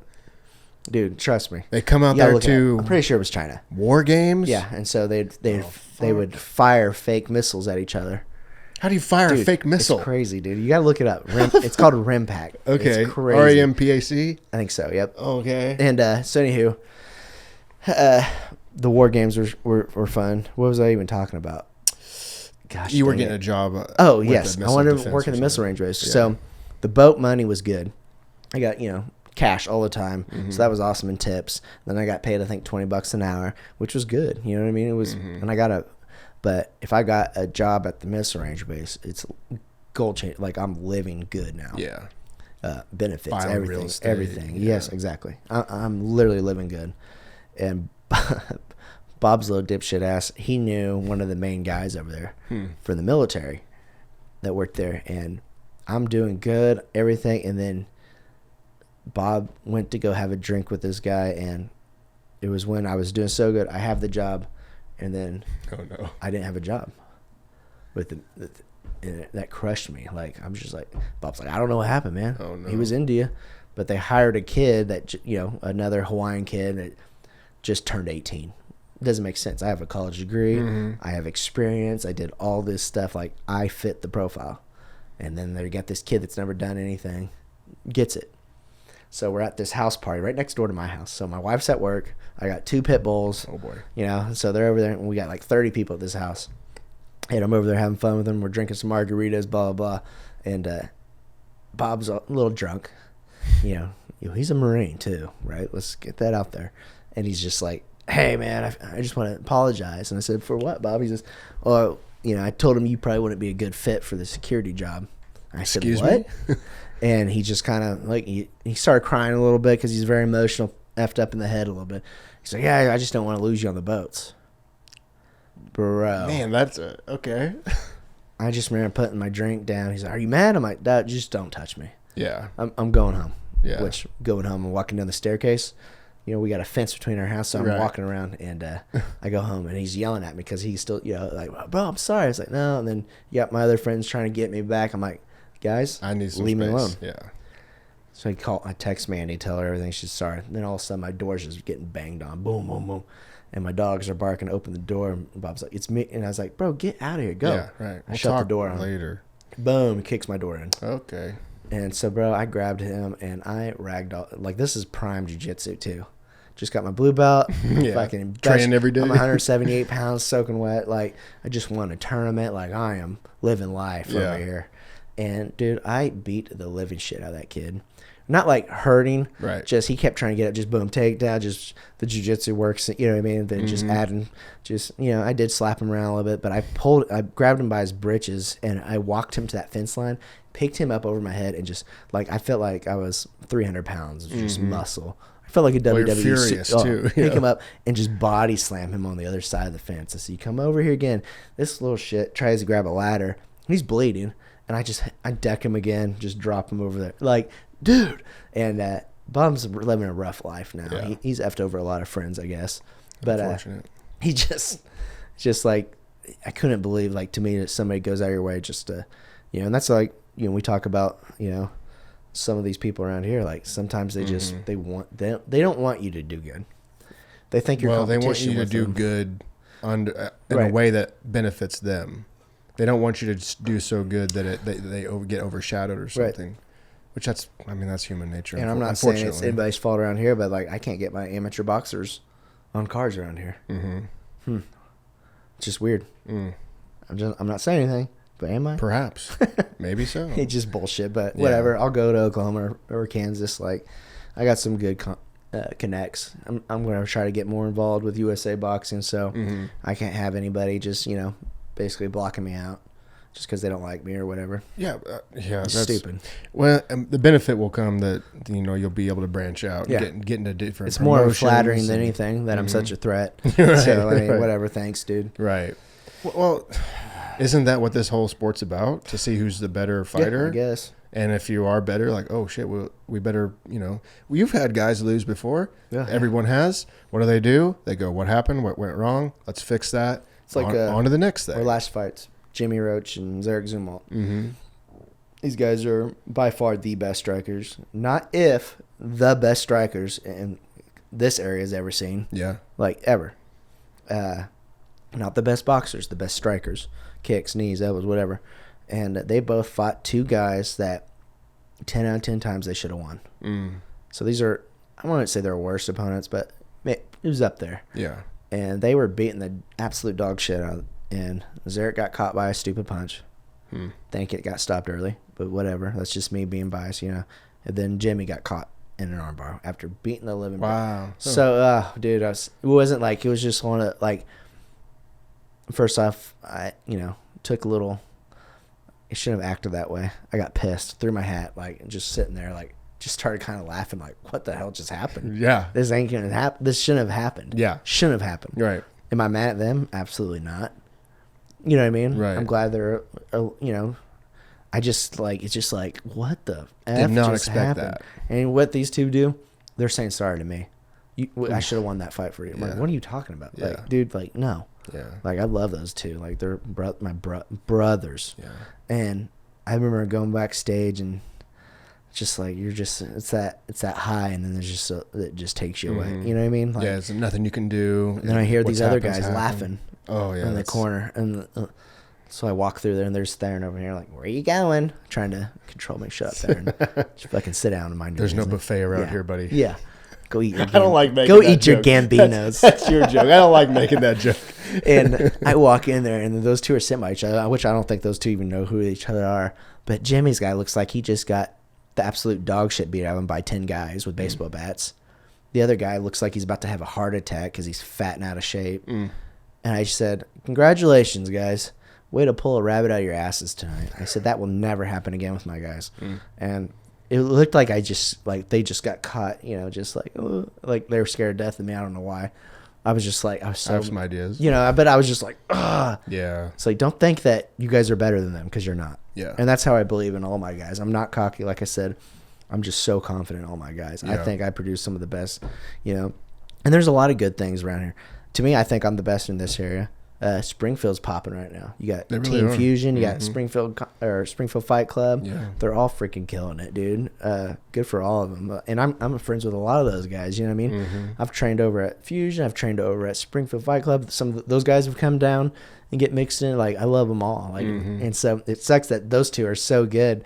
And they're all competing against each other, kind of, I think that's why they're so good. Great, dude. They are literally producing the best fighters, man. And they're like, "What? We should fight each other." Synergy's killing it. Yeah, Chris and Zach Cummings, I love their shows. I think their shows are actually some of the most professional shows around this whole area. Professional on every level. Every level. Yep. And the best part about Chris is that he's not gonna just like try to match like an uneven fight. It's a fucking hard fight. Every one of them it's a fun fight. On that. Yeah, no, for sure. And was Synergy, like, I mean, you got Marshall Kemp's probably the best striker or the best fighter in the area. He should be in the UFC soon. Julius Walker. Julius is a stud. It's funny because he came from, just kind of being like, you're like, man, he's just a big kid. And like, no, he's a mofo. He's a stud. I haven't hold pads for him yet. And that's where I come in as a weirdo. Like, I'm like, oh, I want to hold pads for that guy. You know what I mean? I want to feel his strength. Show me your feet. Yeah. I'm like, oh yeah, let's do this. Can I hold pads? I'll pads for Marshall. He just, bro, the kid. That's how you find out. Like, that's how you know a fighter. If I know they're legit. Right. Not like legit, but like, just so they can hang. You understand them. Like, this is what they like to do. This is, I'm going to try to go. Marshall just, he just had a baby, so he kind of turned his garage into like a little dojo, which I love, because it reminds me of seeing him, how excited he is that he turned his garage into a dojo. Right. Makes me happy just because I had that, and that's what I did. And that's how you felt about it. Absolutely. Yeah. So we're going to try to set up a date and go over there, and I'm trying to get Julius to come over. Just to him to box more with my bigger guys and stuff. I think Ben and Zarek and all the guys would be a good sparring match for him too, just to help him cross train. I love cross training. Big believer in cross training. I hate if your coach doesn't let you cross train, get a different coach. Get out. It's stupid. There's no reason not to cross train. If you're that insecure, you got a problem. And if you think you know it all, you're just an idiot. I'm constantly learning. My guy, like Justice, he went to Austin, Texas for a week. He's like, hey, I got a buddy down there. I'm like, all right, awesome. Do you mind if I train? Go train, dude. Yeah. Bring something back. Yeah. You know what I mean? Like, they go to B team. Do they go to B team? I don't know where he went. I know he went to 10th Planet Austin, and he sent me a Snapchat of their gym. What? Everything's bigger in Texas. Yeah, it's beautiful, dude. It was crazy. 10th Planet's huge. I mean, it was humongous. Yeah. It looks like they could have fit like 12 of my gyms in there. B team is not that big. See, I heard it wasn't. B team, when I went, it might have changed, but when I went, it was in a strip mall. Right. And not like on the outside strip mall. It's like in the strip mall. And it was so weird to get back there. Beautiful white mats, plenty of room for when I went, but it wasn't. If I did strictly jiu-jitsu, I think I'd be a B team guy. 100%. Yeah. Are you kidding me? I'm obsessed with like Nicky Rod and all that. Nicky Rod's Listen, if I just did jiu-jitsu, all I want to do is eat a TRT sandwich and pop people's heads off. Like, you could still do that. Like Gordon Ryan said that, right? He's like, nobody wants to see two fat guys rolling around each other. True. They want to see Greek god built like dudes. That's true. I think we should have a steroid division in boxing, steroid division in UFC. They have that. It's not Special Olympics, but it's like the Enhanced Olympics. Special. You know what I'm talking about? Right. I mean, it is the Olympics plus doped up to the max. See, I love that. Yeah. Just have a different, like you said, different category and let these guys go at it. I don't know why. Like, let them go. It's not our career. It's not our bodies. Around these smaller events, trust me, I know people taking shit. You know what I mean? Well, a smaller event, like, who cares? Like Kansas City. I mean, you better not get your ass beat by a guy that's. I don't care. Don't like do it or whatever. But I'm talking like the authority. There's no authority person. I don't want to roll against a TRT headed up guy that's going to hurt somebody. No, that's not what I mean. That's what I mean. I just mean no one's drug testing at a Kansas City Open, whatever tournament type thing. But it happens. Oh yeah. I got pissed, dude. Okay. I got pissed. Are you good? Yeah, I got pissed too. I was going to ask for a water or something. You want a water? All right, we're back. When you got a piss like that, your capacity to listen just slowly goes away. Oh. Anyway, TRT, TRT Jiu-Jitsu, love it. Special Olympics. and all that. Yeah, I don't know where we were, but Speaking of Special Olympics, uh-oh. we had a group of kids come in To the gym? to the gym. Yeah. Okay. So Raven set it up because I think her mom does like events for him or something like that. Uh-huh. And it was like, dude, there's like 20 of them, and they were. It was so funny. So me and Brad did pad work, and I was explaining to everybody, and they all came in with their own care. And bro, they made me feel like, we were like Iron Mike Tyson with his. They were clapping, they were cheering. I told Brad, I was like, man, I've never felt that special before. Yeah. Like they thought we were just the hottest thing ever. And then That's so cool. we did ladder drills with them, and they were doing ladder drills with us. They loved that. It was crazy, and a lot of them were pissed they had to leave. Oh, of course. And then Brad and Raven sparred a little bit, light sparring, and then Raven hit Brad in the body, and Brad fell down like it hurt him. Right. Those guys were going crazy, and it was cool. They've probably never experienced something Right, like and that. then some of them, I'm talking to a couple of their. What is it like? Is it a school or like? I think it was two different types of schools, but okay. Most of them were just one came in. I thought he was the caregiver. Oh, okay. And I started talking to him. Then he just a little out there. And then I was like, oh, my bad, bro. Yeah. No, they were awesome. It was. We should have filmed that. That would have been like a cool promo. Man, it definitely felt. Trying to think the words. I don't know. It felt good. Yeah. You know what I mean? To do that for him. Right. This is, well, like you said, it made you feel special, but it's maybe like you get too caught up in what you're doing, and you see the same thing over and over, and you see how people react, and made you get me all appreciative. Made you reflect, and you get all the egotistical stuff and the frustration, and then when someone comes in and just genuinely sees what you do every day in a new way, and the first time they're just like, oh yeah, this thing, what I do is so cool. Boxing and martial arts, it's the greatest thing on earth. It's like a little reminder, that's cool. We should have made a video on that. I know. I'm sure they'll be back. I'm doing. I got a training a professional NFL player. That's pretty cool. Mm-hmm. And he's just an athlete. You know what I mean? And just seeing his hands get faster and stuff. Yeah, and I'm like, right. In my mind, I'm like, please don't miss the pad. Yeah, right. That's cool seeing that. What did you tell him? Because we were talking, because he used to play for the Ravens, and I'm a big Ravens guy, so I knew of him and follow him on Instagram and stuff. But you were telling me during his lessons that he was, it was his arm when he said he couldn't, it was having trouble blocking one side. Yeah. And then something you kind of. Now he's kind of throwing his, so that I'm, he doesn't, he thinks he's just punching, Yeah. I'm I explained to him what we're doing. And actually I did just to work his right hand, just see how fast. So he's doing uppercuts, straight punches, and he's getting really good. Just the 1-2 slipping. So it's like he's 1-2ing, but he's going I'm making him go that way to grab him. You know what I mean? And so he's, like I said, he's a freak. He picked it up real fast. Professional athlete. Yeah. It's crazy. 6'3", 330. Oh, he's 6'3". Yeah. Interesting. And so now, and that's compared to most linemen, But just seeing this big old kid walk in, I kind of knew who he was, but only knew of him. And he reached out and said, "Hey, man, I want to do some boxing." And I was like, "Hell yeah, man!" So that was anytime. Cool. Yeah, I was like, "Let's do it." And if I had that full-time job, he's a professional athlete, so he's more or less busy through the week. You know what I mean? So. If I still worked that other job, I could have never done this with him. So he comes to me twice a week, and it's a cool dude. He gave me a jersey, signed a jersey and stuff. Yeah. So I'm pumped. You showed me the other day, and you're like, "How does this get on a 6'3" dude, 330 pounds with pads?" It's like, I don't think that would fit me. No, dude. It's so small. I told him, man, I just want to wear it. I don't even want to hang it up. I just want to wear it around. Oh, you should. That would be cool. That would be cool. No, I remember you saying, because he's a center, and that one, I don't know what side, I think it was his right side. He said that's kind of tougher to block. And then once he started working his arm like that, the speed of his hand, and I love just how it's translating to what his thing is, where you can, he's not going to be a professional boxer, maybe. He probably could be. Yeah, he probably could be. He could probably beat up most heavyweights around here already. But if he didn't want to, if he didn't want to pursue that and just train, it's you don't have to. You can just train to train. And it's just good for your brain. It's good for your body. It's good for your confidence. It's so with him, I don't need to do 10 3-minute rounds with him. Yeah. First off, he couldn't do that. But like I always, what's the longest place? You know what I mean? And this is me, but not thinking like I didn't go to Google. I'm like, shit, I've never trained an NFL football player. Yeah. Google, what am I doing? You know what I mean? I just like, to my mind, I just automatically thought like, let's do reps.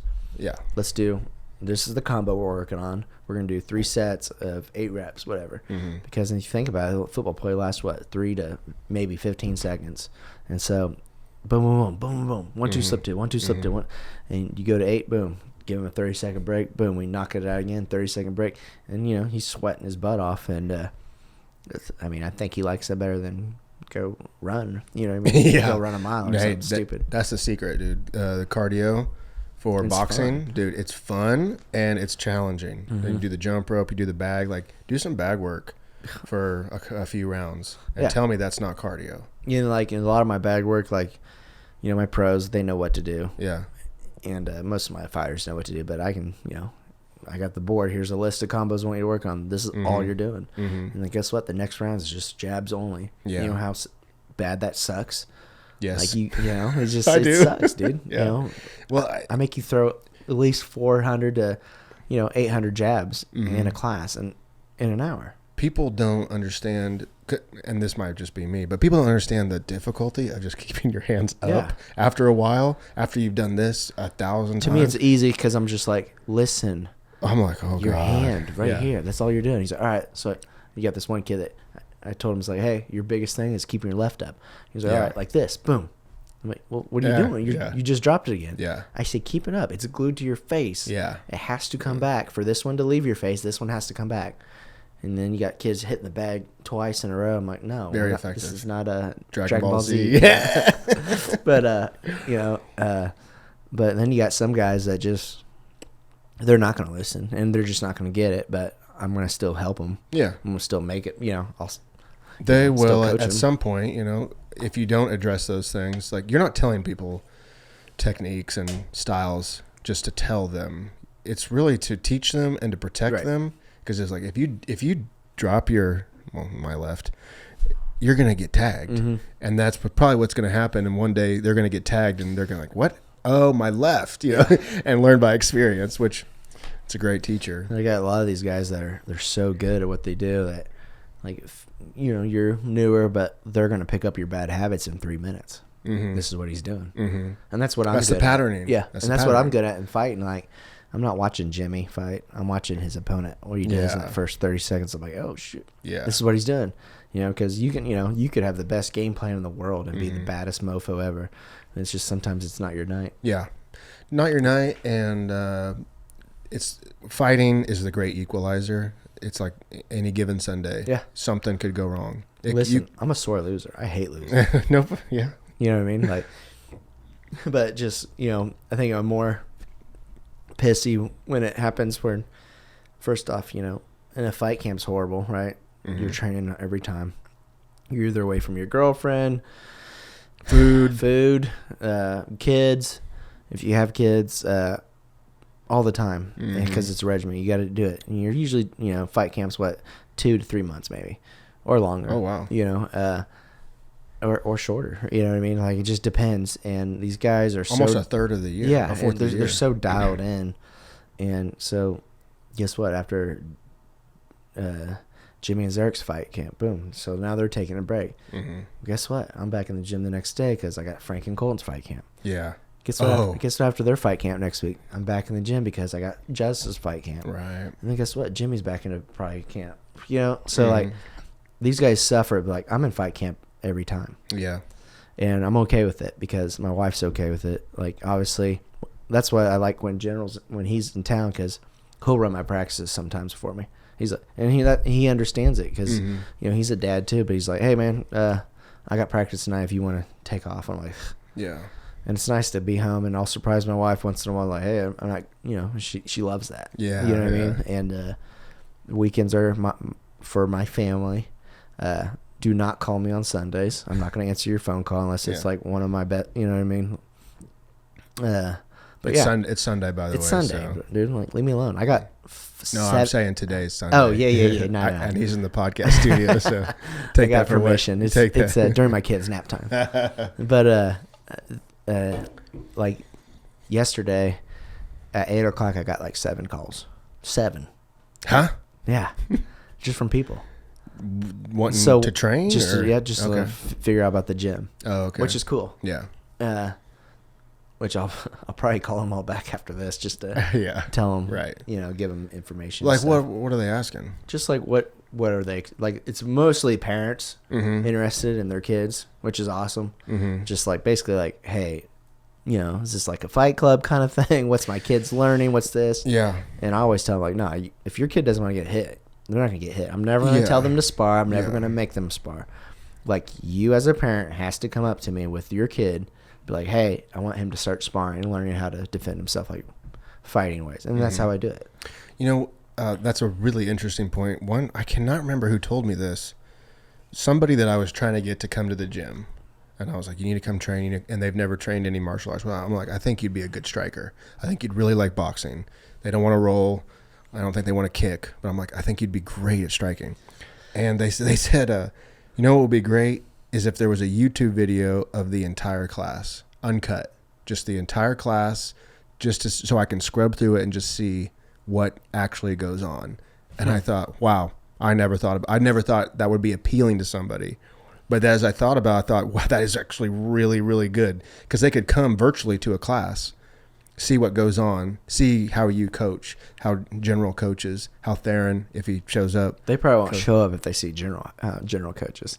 That's okay though, because then they save themselves time, General's going to treat everybody like they're a professional fighter. That'd be great to know, So you don't show up for that when class. I leave if I left, it's so funny. So when General was coaching, before he left back to go coach in Colorado, I would go there and he's like, hey, because I'd be coaching the kids class. Mm-hmm. Boom, General come in, me and him get our work in. And then all my 6 o'clock class, adult class coming, and I'm like, all right, man, you got this. Thanks, man. Give him some knucks, and everybody's like, where are you going? I was like, oh, General's gonna run tonight. Class time. People like, no. I would have liked to know this. I was like, yeah, I know. I like it because I've been to too many classes, jiu-jitsu, where I show up and a blue belt's teaching, which they have some knowledge to teach, right? But that's when I'm paying good money, no, exactly. And it just did not rub me the right way of like, first off, I know who you are. And I don't mean to sound egotistical. It's like I started before you. Yep. And not that, time has much to do with it because there's smarter people that pick it up quicker and they're more dedicated and whatnot. That's fine. I'm not saying that. It just, when someone like General is coaching or when you have a coach of that caliber, take the spot of the main guy. Yeah. Like, I want you no matter what. But if General comes in, it's like, I respect him enough. We're like, good. We're going to learn something. It's not just going to be some patty cake, Instagram, YouTube he saw earlier that day. It's like I said, the way he does it makes sense. Everything is making us better. And don't forget, I'm a blue belt. And I told people have asked me to show them stuff. And I'm like, I can show beginners stuff. Yeah. I can teach maybe a kid, but I don't like to because I've known what you're talking about. Right. It's, you know what I mean? Like, Greg shows me a lot of crap. He's a brown belt. Mm-hmm. Again, the best in the area. Yeah. He should be a black belt. Let's be honest. Who do we have to call to make this happen? I don't know. We'll call JW. I'm calling JW. If he becomes a black belt, and I would love for him to I would totally open up jiu-jitsu if Greg could. I know what we do. It. We call every black belt in the area and we say, what's your opinion on Greg? Well, they're going to think he's gay first. That's fine. But I've tapped to a gay guy many times. Right. But we'll say, what's the opinion? Do you agree? Yes, I agree, or no. But let's say they all agree. Like, then we need to have an intervention, catch him off guard, and have a surprise black belt party. That'd be hilarious. Because he doesn't. Well, where does he train most of the time? A-Force.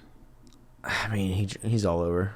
He goes A-Force, he goes to BJJ, Joplin. And then, see, that's a problem because I do the same thing. I do Rise. Yeah, that's why I would never get and I don't get promoted because I'm everywhere too. I mean, which is fine. I just roll at my place. It's a technique. It's a strategy, I guess. Like, I'd rather cross train with a bunch of people, but there is something to say about having a home gym for sure. Oh yeah, and that's why I tell all my guys go cross train. Yeah, just know who your daddy is. Mm-hmm. You know what I mean?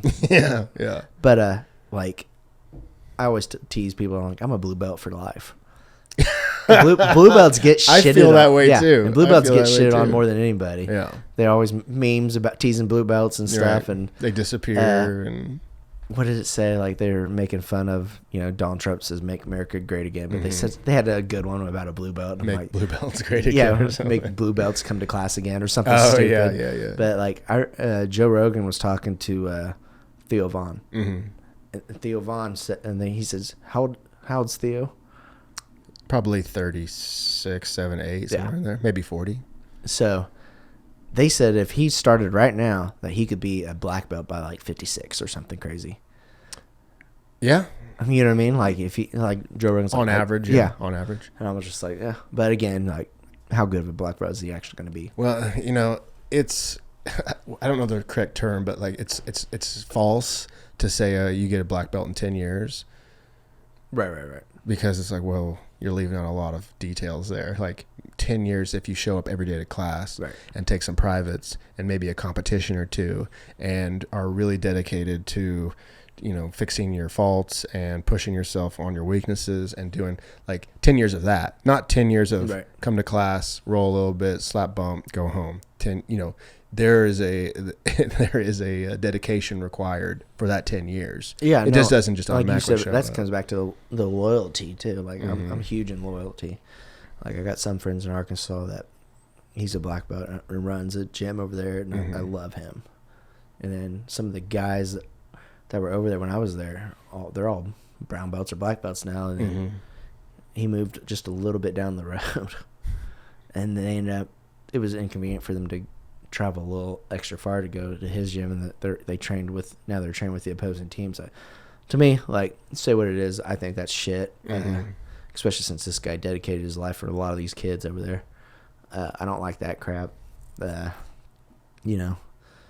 Like I will show my respect to people that that helped me along the way.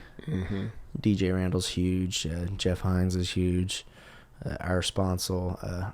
Some of these other coaches, like became good friends with James Bullock. Now he owns the Forge. Okay. If you ever want to learn how to kill somebody, that's who you want to go to. I hear he's pretty good. Yeah. And the cool part about him is that he teaches martial arts. I focus more on boxing and martial arts, and he's probably sent like 6 kids to me. Oh, that's cool. You know what I mean? That's really cool. And that's a sign of respect. Yeah, and dude, and me and him didn't like each other. Well, supposedly we didn't like each other for the longest time just because of one person. We had one individual telling them stories, and we just both were like, meh. And so 16 years. Was he came over and did some privates with you? Is that what it was? So, like a Sunday or something? Because no one holds pads for him or whatever. Bro, he's like 340. I mean, he was like, he's like a bowling ball, isn't he? Dude, he moves. Yeah. My brother-in-law trains with him. Some of the fastest hands I've ever seen. Oh, that's scary. And that's the best part is like he'll travel and teach seminars and stuff for like law enforcement and stuff. So now that's cool. He comes over and like we'll switch off and on. Like I'm pretty excited this week because I get to go to his gym, and he does shows me knife work. Oh, cool. And I've always wanted to do that. Yeah. And I've never I always thought that was just cool to learn, like because all the movies and shit. And I think it's important. It's dude. How that's something they leave out of the Gracie thing. It's disgusting on like what a knife can do to you. It's deceiving because we have them. We cook with them. Dude, you got a pocket knife on now. Yeah. And now it's like I know some moves that will just end your life. I mean, or deal great damage. Right. Even if you don't know what you're doing, you can cause a lot of damage. Right. And so now he's so the Carl Junction, that's where I'm at. They're doing a school thing, right, for women only, self-defense thing. Public school? Right. Okay. So they're doing like a self-defense thing just for girls. And I'm part of the Briarbrick community page. Oh, my God. Hey, it's good. It's important. It's good, important. But some of that, it's just like, entertaining. Come on, guys. Yeah. Just drink your... What was that loud boom? Just drink your White Claws and... And drive your golf carts and shut that. Leave me alone. Go fucking the golf cart, man. So stupid. We have to get out of there because my daughter's going to want one soon. Dad, I thought you had one. No, we don't have shit. You seem like a guy that would own a golf cart. I want one now, but so they're doing this seminar, and I was so bummed because I'm like, they're bringing some, no offense against karate, but some dipshit karate guy that doesn't know what he's talking about to show these high school girls. Like, please, like, I'd rather them try to get me on there if anything, and then I found out it was actually him okay. teaching. And so I'm like, dude, I'm pumped. There.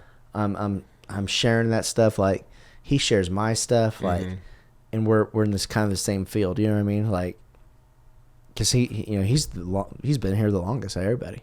Yeah. Is James. And dude, like we became pretty good friends. Like I can bounce ideas off of him. You know what I mean? Like, well, yeah, we're talking about the importance of cross training for the athletes, and I'm thinking there might not be more important thing for someone to cross train than the coaches. Yeah. To like cross coach. You know what I mean? You're learning from him. He's learning from you. On some days, we do it on Sundays. Now we're doing it on different days of the week since I'm more free now, and so is he. And it's funny because like it's like therapy for me. You know what I mean? Like I'll show him, like he's like, give me a good boxing thing, boom, and I'll do it. And then he's like, all right, this is what I like to do with this. I'm like, oh, that makes sense. Why do you do this when you can do this? And he said, this is how I teach my students on the heavy bag. I'm like, oh shit, like okay. And so it's cool. It's definitely cool. Yeah. Now, like, because I learn more online through people sending me videos or clips of them doing stuff, and they'll explain stuff, which it's still a way to learn. Sure. But physically having somebody in front of you of that size, well, and experience too. Like it's cool. It's cool to see, and I love it now. Like, man. Oh, you can be insecure and wonder, like, say you had him come over for like a Tuesday night, and he's going to lead class. He's the owner for the Forge.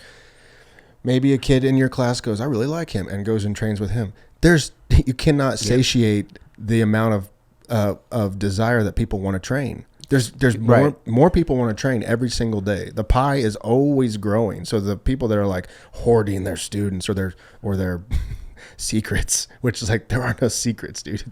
Maybe back in the day when it was, in Japan or whatever, there might have been some secrets, maybe. But right now, there is no secrets.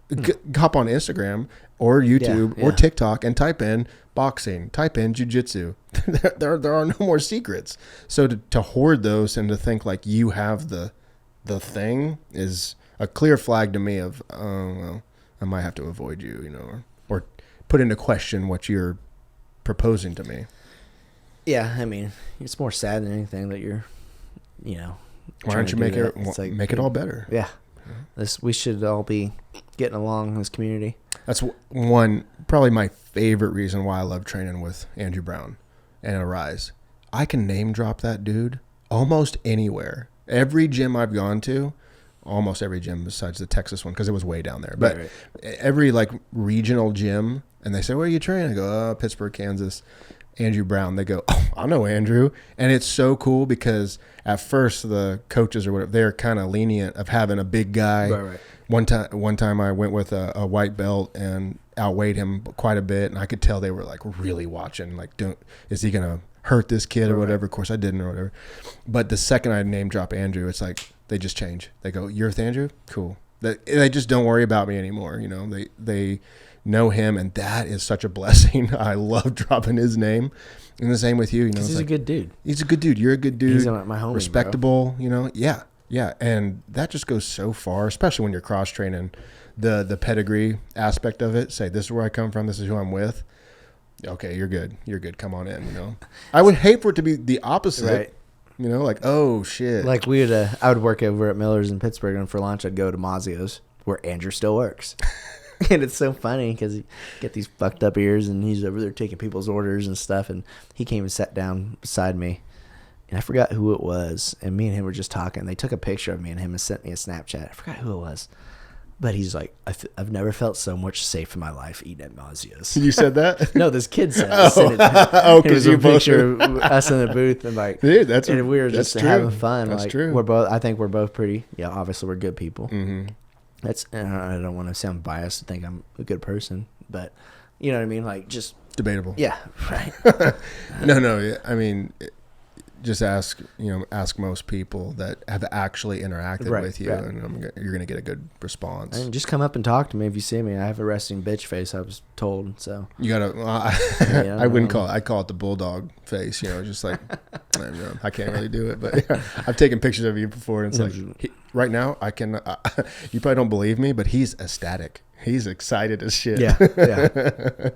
But that's like you'll see me like if I walk out with my fighters, man. Like I'm so pumped. Mm-hmm. I'm usually barfing in the back before they walk out. Like, this is their moment. Mm-hmm. They train so hard. Like I can't stand some of those guys that are like hooping and hollering and trying to get everybody excited. Like, what are you doing? They're fighting. Like, just this is an intense fucking moment walking out with these guys.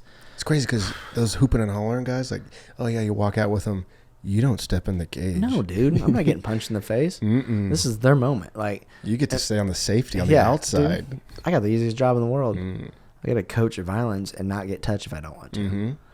But if the combo doesn't work out, no. I mean, but I'm not going out there to fight, but it's different still. Yeah, it's a mixed emotions. I've got fighters all the time that tell me that when they're coaching one of their buddies, like, fuck, I think it's harder to coach. I just had one guy text me that today. I think it's harder to coach than it is to fight and get out there. Like, you get so nervous and like you get so invested in these kids and watching them knowing that you can't do nothing to help them. It's all them. You know what I mean? Like, makes you sick kind of.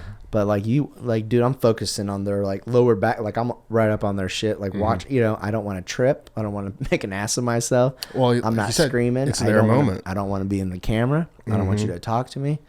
I hate live interviews. Like I'd rather do something like this with you because you're my buddy. Yeah. But like once they get in the cage, I'm like, you got people yelling, talking shit, just because most of these guys, whatever, but. Because you got to deal with drunk people all the time. Yeah. Most of those people have never been in a fight. No. Even a street fight or that maybe they have been in a street fight and they think they're just the baddest mofo ever until they come to a gym actually train. I don't care if you've been in 100 street fights. If you go against a guy that's never been in a street fight that's been training for 3 years, this guy's going to beat your ass. It's just going to happen. Yeah. Yeah, I mean, you know what I mean? Unless you just get the foundational. Dude, you're so much more comfortable. Yeah. How you train, one street fight, or we'll say 50 street fights. That's great. Versus thousands of sparring or hundreds of sparring times, and situations and bodies and controlled environments. Like, that's gonna come out. Yeah. Versus a brawl. Right.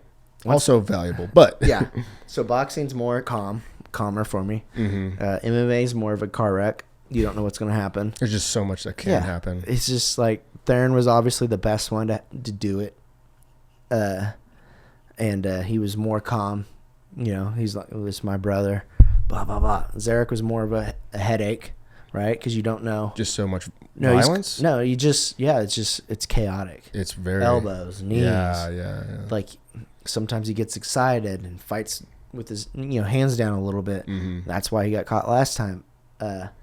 Jimmy is a freaking bowl in a china cabinet. You know what I mean? Like, he's so little, but he's so explosive. Like, his first problems and technical too. Yeah, very technical. His first problems were when he first started was just he comes from a boxing background. Boxing's way more slow paced. Yeah. And so MMA he's kind of slow paced, and boom, he's getting hit a little bit, getting kicked, and then he went on a tear until not recently. So a lot of people can't make the weight that he fights at. So usually he fights bigger guys sometimes, which he's just that cage door is different when you close it. You know what I mean? You're watching them. You're trying to give them last instructions before anything. Then it's just like fire ready. I'm looking at him like, hey man, here goes. Keep your fucking hand. You know what I mean? And then I can't tell him to do everything that I see him. Right. I just tell them to survive the first round, and then I have information for him afterwards. Like that, other than that, the only really stuff if I see a combo that's there, I might yell it at him. And then some people I had a couple coaches make fun of me on this. They're like, oh, well, we got code words for ours. Code words. I don't care. Mississippi, Jackson. Guess what? If I say 232 and the guy knows what a 232 is, like, if it's there, it's going to be there. You know what I mean? Like, if it works, it works. It does. That's what I mean? Like, really I strange. usually yell double up. Yeah. I don't care if whoever listens to this podcast, double up is you're jabbing. Like, I'm throwing 2 jabs, and I'm trying to connect with my backhand, right? I don't care if I'm this far out from you. I'm not touching you. I guess with that third one, I'm going to touch you. I guarantee it. And I say that a lot, double up, or I usually just say hands home. Be smart, hands home. And they hear that, and they know what to do. So this is my first time coaching with Justice. I mean, he's getting, he's smiling because his boxing's getting better. I said, I don't care if you become the best boxer in this whole area. You're always going to be a wrestler. Just remember that. That's nothing wrong with that. Yeah. Like, Cash Jones was probably the best in the area. Or,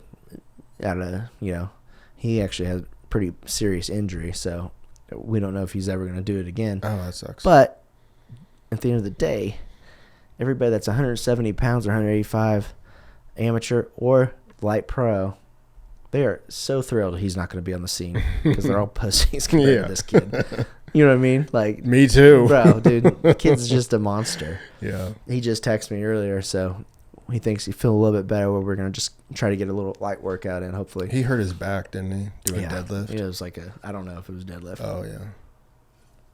He got hurt. You're like, Cash Jones can do 700-pound deadlifts, and you said that to me in passing. I was like, so then I started deadlifting. I'm like, that much, but I don't know. It's a lot. It made my eyebrows go up. Like, kid's a psycho. I need to do some deadlift. And guess what? Like, he's kind of standoffish if you don't know who he is, but dude, I love that kid, dude. Mm-hmm. I started training him when he was like 17. That's cool. Before he went to college, and I just remember I was training a couple fighters at the Honey Badger Wrestling, and this kid kept getting yelled at. It's a serious, great wrestling or whatever program. And this kid kept getting yelled at because he kept watching me on the side, and they came over. My name's blah blah blah. I'm gonna be a UFC champion. I was just like, young. I'm like, okay, kid. It was Cash. I loved him. And then when COVID hit, we just had our baby. COVID was bad. Where Bella Vista, that's where I lived at in Arkansas, and it was so bad that the cops would drive by your house and tell you to get back inside. Like, it was one of those like small neighborhood shit. Yeah. And I remember having my baby, and Cash would come and drive and just park his car on the street, I think, and because you weren't supposed to have any contact with outside people. Mm-hmm. Even though my wife worked at the hospital. Yeah. But I saw Cash like Monday through Friday. Mm-hmm. And that's how good he got striking. Like, dude, he had beautiful hands. And then guess what? When you fight, touch gloves, boop, get bopped in the nose, boom, double leg just would take you down. Right. He got good. Like, that's when Theron got really good with striking. Is he moved to Arkansas. And Theron did? Yeah. Oh, okay. A lot of people don't know that. This is before he had a wife and before people knew he liked girls. Right? I mean, nobody thought he liked girls, bro. I still don't think he likes girls. He likes women. Yeah, maybe. And he moved down and lived, literally down the road from me. So we saw him all the time. And then here's the thing. I don't know if he lost one. I'm trying to think. Something happened where he wanted to... did he lose one? Something happened where his jiu-jitsu sucked, obviously. Mm-hmm. But he wanted to move closer to home. Or he got a job over, I think, in Springfield. So I called my buddy at Brad at Team Fusion. Uh-huh. They opened him up with open arms and then his jiu-jitsu just drastically got better. Jiu-jitsu program over there is incredible. Yeah, really good. And I think it's a Robert Drysdale jiu-jitsu program over there. So, and his jiu-jitsu got great, dude. Great, but like he's a handful. He's still a handful on the ground. Yeah. Like, I don't tell people I roll with anybody. You know what I mean? Like, I don't tell people we know jiu-jitsu. Yeah. We make fun of jiu-jitsu at my gym, even though like I'm a huge advocate for it. So don't get it twisted. It's easy to make fun of. It's easy to make fun of, and I just like trolling those guys because they're so sensitive. Most of them, but if they don't train something else, they can be, when they think it's the be all. Bro, are you gonna come at me in a street fight and just pull guard? Shut up! I'm gonna kick you in the face. I'm gonna freaking do whatever I can just to make stupid. And there's people that believe in that. Well, it is very effective, and it can be used very effectively. Oh, yeah. But when you add in everything else, again, MMA is just the great equalizer, like Justice. Justice is a great wrestler. He's worried about his hands. Bro, he took that kid down, and they went, and he took him down. Yeah. And it's like, okay, well, the hands aren't going to save you too much now. He said he heard, which is Brad's guy, he said he heard Brad say, go after him hard or something like that, or throw hard or something. And so he said right when they went there, the kid leaned back to cock, he just whoop. Oh, I filmed the whole. Yeah. I filmed it, and I rewatched that sequence so many times because it is literally like smashing atoms together. He throws back. Justice, I think, might have thrown like a fake, like I'm gonna punch as well, and then went down and double leg. And dude, the intensity of the coming together of bodies was like, oh my god. Yeah, that's what me and Kyle like to, and all the boys that we train with Justice, like. he's strong, but like, you know, we've obviously felt some stronger guys, but like, dude, his shots are some of the fastest shots I've ever seen in my life. Like, it's crazy. Yeah, it's very like, it's fast. like you see him level changing, and you're like, okay, I'm going to definitely stuff this, and then you're just, no, you're getting like, dumped. what? Yeah.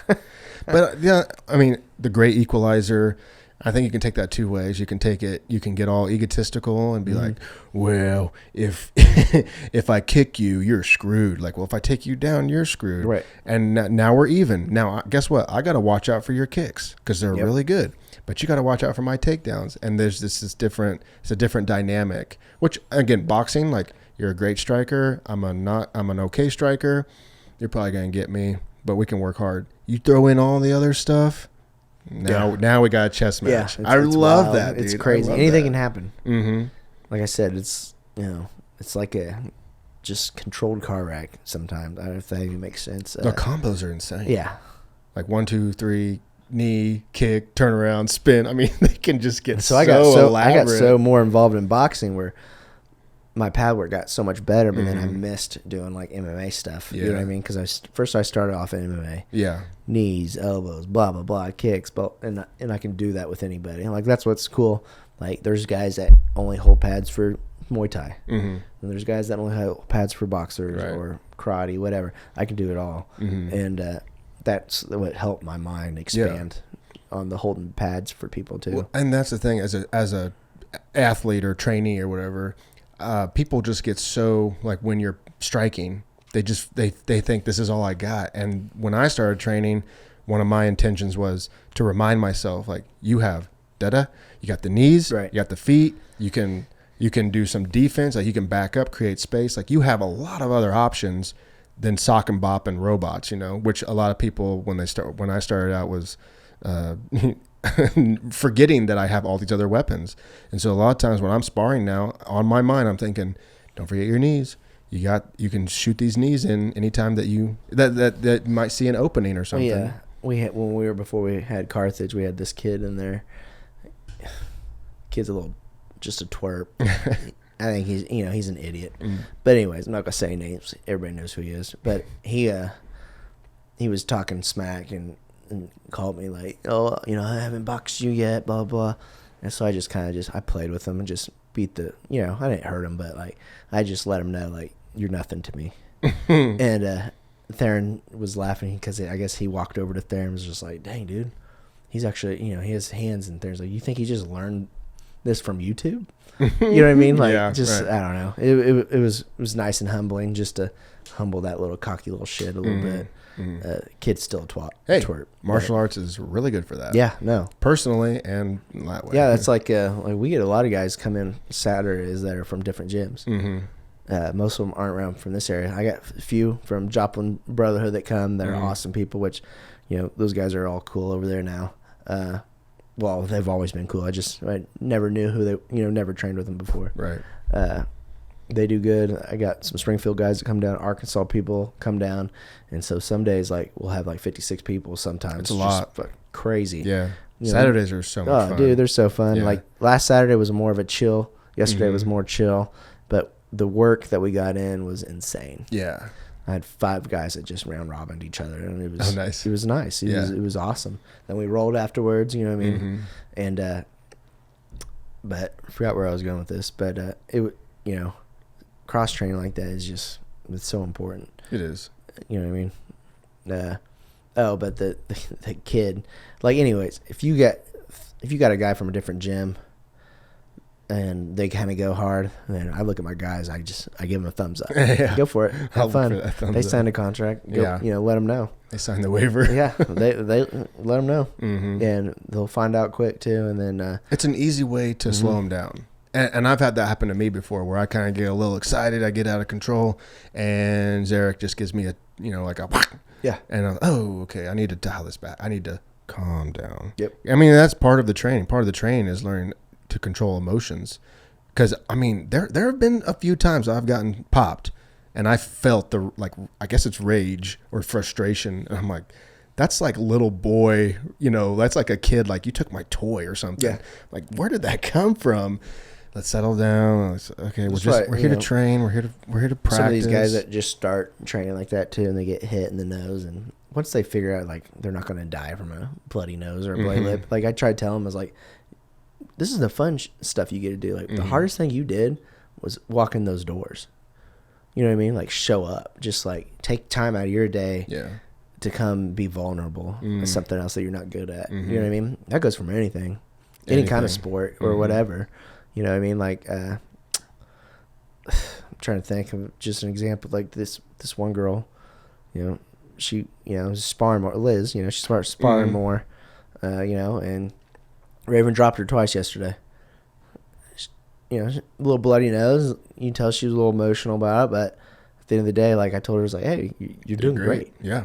Most people just quit. Just give up on themselves. Yeah, I love Liz. I've been so impressed watching her from afar. You know, train with her a little bit. For her. Yeah, high five, boom. Because I see the girls' class, and then you know I'd see the picture you post or whatever, and then I come to class. Well, Liz is still there. Look at Raven now, right? She hasn't won one fight yet. Why is she still doing it? Give up. That's what people tell her. Yeah. You know, to me, like, excuse my French, but fuck them that say that to her. You know, I still believe her. I told her a long time ago, you can lose 100 fights in a row. I'm still going to corner you. I'm just going to be there for her. Yeah. And guess what? She keeps getting better. Yeah. Well, yeah. If she quit, she would never get better. Yeah.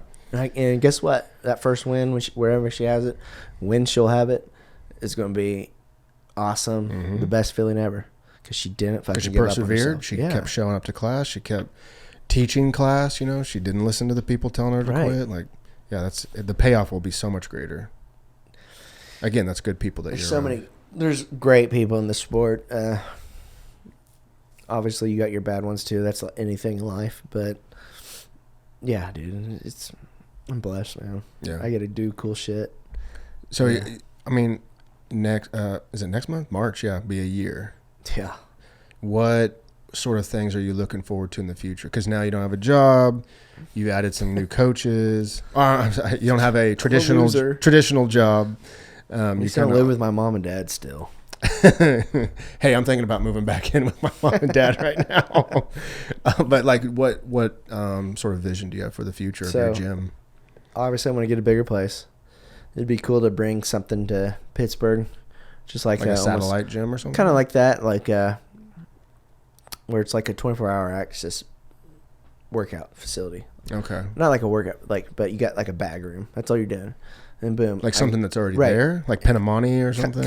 No. So let's say you and Kelsey are in Pittsburgh. Like, hey, I want to get a workout. And you go in there, you swipe your key card in there. Watch, somebody's going to try to take my idea because everybody does that shit to me. I doubt it. Yeah, they're not capable. They're not me, though. So I know what to teach them. I want to have a screen. Boom. Push play. This is what your workout is on the board. If you want to do your own workout, do your own workout. You know what I mean? Cool. Yeah. Well, they do that with CrossFit. Kind of like the WOD of the day or whatever, and it just goes out to all the gyms. Like, I got to remember though, like my thing here is a lot of people pay to see me. Yeah, absolutely. You know what I mean? I don't want to be that guy that's just gone all the time. No. Like they have gyms like that around here. Yeah. Where the kid has a name maybe, but guess what? He didn't wake up to show up, or he's just not because he's doing other things because he thinks he's too hot shit for them. Yeah. Those guys to me are losers. I want to be something where I want these people to be happy to see me and that they want to see me. But these other gyms are going to be like more of like a, you know what 9 round is? Not to name drop. So 9 round is you go in, you do a 30-minute workout. It's a type of workout? Yeah, it's a boxing thing. It's a gym? Yeah. Okay. So they're kind of thing around Arkansas. Okay, a thing. I was, after COVID, I tried to go apply there. This is when I was training like professional fighters already, right? And they told me no because I didn't fit the profile. DEI profile. And most of these guys were all just roided out to the max. Oh, you needed to And I'm just like looking at them, and I don't even know if my wife went in with me or maybe she was waiting on the parking lot. I'm just like, I got turned down to work at a boxing gym. Yeah. It was to me, it was comical because I was like, oh, I mean, do you want me to put on gloves and show you that I know stuff? You know what I mean? Like, what's the standard here? Punks. Yeah. And most of these guys are just dipshits. They don't know how to hit a bag or anything about it. So they'll probably make you sweat. You know, all right, just stay right there and do 1-2s in the bag. I don't know what they do, but that was hilarious to me. So it's kind of like a 9-round process. But I got like things where you can do an instructional workout, or you can do like a crazy WOD, kind of like a boxing workout. Right. It'd be just cool. Like Baxter Springs has nothing like that. That'd be cool to open up something like that over there, where there's like 20 tie bags and boom, boom, boom. I don't need weights. There's weights everywhere else. You can go. You know what I mean? No, there's just kind of like something different, something like that. Well, so the that'd group be cool. classes, like the women love that. And again, going back to you don't need to compete. Like Kelsey's ex-boss, she was taking some fitness boxing class, Pinamani, maybe something like that. And I'm sure they were, doing this. She had fun. Yeah. She had a blast. She said she got a good workout in. And it's like, there's a need there for something fun. Let's get our cardio in. Well, do you want to run on the treadmill, or do you want to play a pickup basketball game? Right. You're going to get close to the same thing, but one is fun and one is grinding. Right. Maybe people have fun on the treadmill. I don't, but I hate it. But again, there's something there to fill a need where people would pick that up, in a place like Pittsburgh. And the cool thing about Pittsburgh is, dude, you got a fresh crop coming in all the time of young kids. Yeah, young kids thinking, and professionals, new professors, new faculty members that maybe they want to get some work in. So I love Pittsburgh for that reason. Yeah, no, it's crazy that you think that they'd build Pittsburgh more around the college. Mm-hmm. Why isn't there a Starbucks over there? It's up north of town. I know. Yeah. I hate the north Why of is town. Everything north of town? Yeah, I hate totally. The north of town. Yeah. Why isn't there a Denny's over there where all those drunk college kids? Someone would be printing money. Yeah, dude. I don't know. I would love to have something down there where it's just like I got offered a couple kind of cool offers, so that might be something I'm looking into later. But right now, I just want to focus on Joplin. Yeah. It's cool because I'm meeting a lot of new people. Mm-hmm. When I lived in Pittsburgh, Joplin didn't even exist to me. I never really partied over here because I lived in a college town. That was the opposite for me. Yeah, see, like that's Pittsburgh crazy. Somewhere up there. I don't know. Yeah, and I never did the bar scene really over here. We'd go to guitars once in a while, but like it did not exist. Yeah. Like we had one of the greatest party college towns ever. When Pitt State, when I was in school, that was like. Oh, if you're not partying in Pitt State, you're going to Kansas City. Yeah, exactly. You're not going to go to Joplin. Yeah. But I would love to open up something down there because I get a lot of people hit me up. That's cool. And because 25 minutes is a long drive. Well, if you want it bad enough, you get your butt over here. Because I got people that do that. Like we talked about that earlier. Gas is expensive and time. Yeah. I mean, 25 minutes, that's an hour in the car. Right. I'm not saying it's impossible, but I do get it. It is a challenge. It is a hurdle. So if you were to provide it easier, maybe they would show up. Yep. I would have, when I worked it out of my my garage in Joplin, I would have a kid that would travel. He was like south side of Fayetteville, and that was once a week. To just be at my house at 5 a.m. Oh, man. He was a realtor, and then I'd have, Jimmy would. That's when I met Jimmy. We kind of knew who Jimmy was. I think Theron's first boxing fight, Jimmy was co-lining it. Oh, cool. And he was boxing only. He got the long hair back then. Long hair. Yeah, that's a different little Jimmy. Fabio, and then we just always liked him. We're like, oh, he's a tough kid. And then I just remember we watched Zarek was fighting over here in Joplin, and Jimmy was either co-lining or headlining. I think he was co-lining again, and he got beat by this really tough kid, which I just remember Jimmy sitting by himself, just pissed off, and I went over to him. I was like, hey, man, good job, man. I'm always a fan. We should train together sometime. He's like, yeah, man, that'd be cool. It's always cool. And then I think he hit me up after that, like 2-3 weeks maybe later, and then that's all she wrote. He just started coming once a week, and then he started coming twice a week, and that's him being at my house at 4:45 in the morning from Jay, Oklahoma. That's a drive. And it's early. And it's early. So when he's in camp, he's at my gym Tuesday mornings, Thursday mornings, and Saturday mornings. That's every week. And he makes it happen. He makes it happen, and that's that's him paying for his own gas. That's a professional. Absolutely, dude. And he owns his own gym. You know what I mean? Like he has his own students he teaches, and sometimes those guys will come up on Saturday. So it's awesome to see that. And now he's getting another place in Grove, which I can't wait. Good for him. I want him to succeed. You know what I mean? Because he's in reality, like he'll come down and he gives me ideas too. I learn from him all the time. Yeah. He learns from me all the time. I tell him, I was like, you need to be more on social media to make more, money. That way I need people to see you more. Right. And now he's doing great. He does a video almost every other day. So that's cool to see. I wish I had to take over Zerk's social media because he's like a freaking mountain man, nomad. Yeah. You know? Theron was always great at that kind of crap. Oh, you excel on social media. Yeah, dude. And I'm proud about that. And that's another thing, like, nobody will ever not know that my guy has a fight because I'm always like sharing shit. I love that.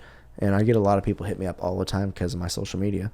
Oh, I bet it's the number one way people find out about you is because it's the videos and then the photos that you post are unique. You know, that's some bag work, it's some hand work, it's some drills, it's a little highlight reel. I mean, it's nonstop. You're very good at being continuously the reels, posting. I've been getting a lot of feedback on like kind of like tutorial reels. They want you to do that? Yeah, they want me to talk and explain to them. Right. Because used to the time I just did a badass like mitt work video with some dope rap song or something. I think it was Coffee who you did the increase in speed. Dude, that video was fucking awesome. And so I tag him or I make him a collaborator. I remember him texting me like, "Bro, we got like 600 likes, views or something." Hell yeah! And then now it's like up to like 2,100 or something. Yeah, you know what I mean? Like significant. And that's just obviously it could be bigger if I paid for that crap, but like it's just people, you know. It's organic. At this point. And then you get the people that will watch your stuff, but they won't like it or share it. So no, just share it. Yeah, help me out, bro. Yeah. Come on. It's easy. It takes 3 things. Dude, I'll share anybody's stuff that I like. Yeah.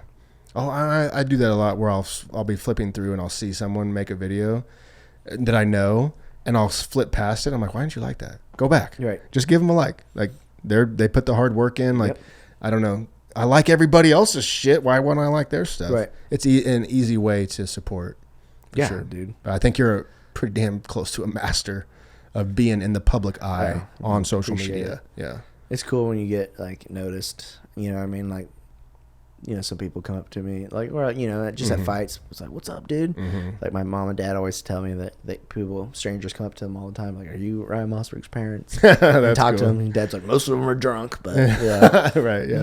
They'll talk to him, you know. And but like I saw one kid, and this was a year ago, and he had a Mosburg Boxing, you know, shirt like you, which it's probably from one of my old fighters who got mad at me and just gave it away at Goodwill. Yeah. But he was wearing it. I was like, "Hey, dude, sweet shirt." And he's like, "Yeah, I know." Young 14-year-old kid probably. And I was like, "You little shit, dude, that's me." You know who that is? Yeah, bro. And then my dad. Can we take a picture of him? He was like, "Man, I saw 2 people at Walmart today with your shirts on." That's cool. He said, "Not together either." And it's like, "Oh, that's cool." Yeah. So that's cool. Stuff like that. You've told me not to do gay shit in your shirt before. Don't do that shit in my shirt. What were you doing? I don't know. It's probably Pokemon cards or something that you didn't approve of. Some meditation or something. We're all sparring one day, and this was one of my newer shirts, and we already know who gave this shirt away, which is hilarious. There was a homeless guy wearing it. Oh, really? Theron gets out the door. "Hey, come here." The guy's like, comes up, and he's like, "Where'd you get that shirt at?" And he's like, "Hey, man, I just found it." He's like, "No, you're not in trouble." Like, he's like, "No, I got it at some church," but he's like, "Oh, well, this is our gym right here." And he looks up, he's like, "I ain't trying to fight him," but he's like, "No, poor dude, guy. no." He's like, "I just like the shirt," and it was like a long sleeve t-shirt. He's like, "No, man, this is cool. We just want to. Thanks for representing." He's like, "You bet." And he like did like something horrible and almost got hit by a car because he like ran out in the street. But one of those guys, it was just kind of funny. That's cool. Yeah, I was like advertisement. You know what I mean? Walking billboard. You know, that's why a lot of times I give a lot of my shirts for free. If if I can, I will. Yeah, shirts and fighters, that's a big thing. Like everybody's got shirts. I want Cole has a shirt. Colton's got a shirt. Yeah, dude. Right, everybody. So like when I got like multiple people fighting, like I will probably wear like something like this or my own just regular Mosburg Boxing shirt. You know what I mean? Because I don't want to just support that guy or this guy because they both got their own shirts. You're right. You know what I mean? Yeah. Everybody's got their brand and everybody has their brand. Yep. And I don't know. It's just I like my last name. Job, I had one guy like one of my ex fighters was, "Oh, you know, you're self-centered because it's your name." I was like, "Well, you know, I built it, bro." Like you're self-centered because it's your name. Pumped. How am I self-centered? First off, yeah. Just like couldn't have picked a better name for a boxing coach, you know, Mosburg. Oh, shotguns, you know, like okay, punch like okay, I get it.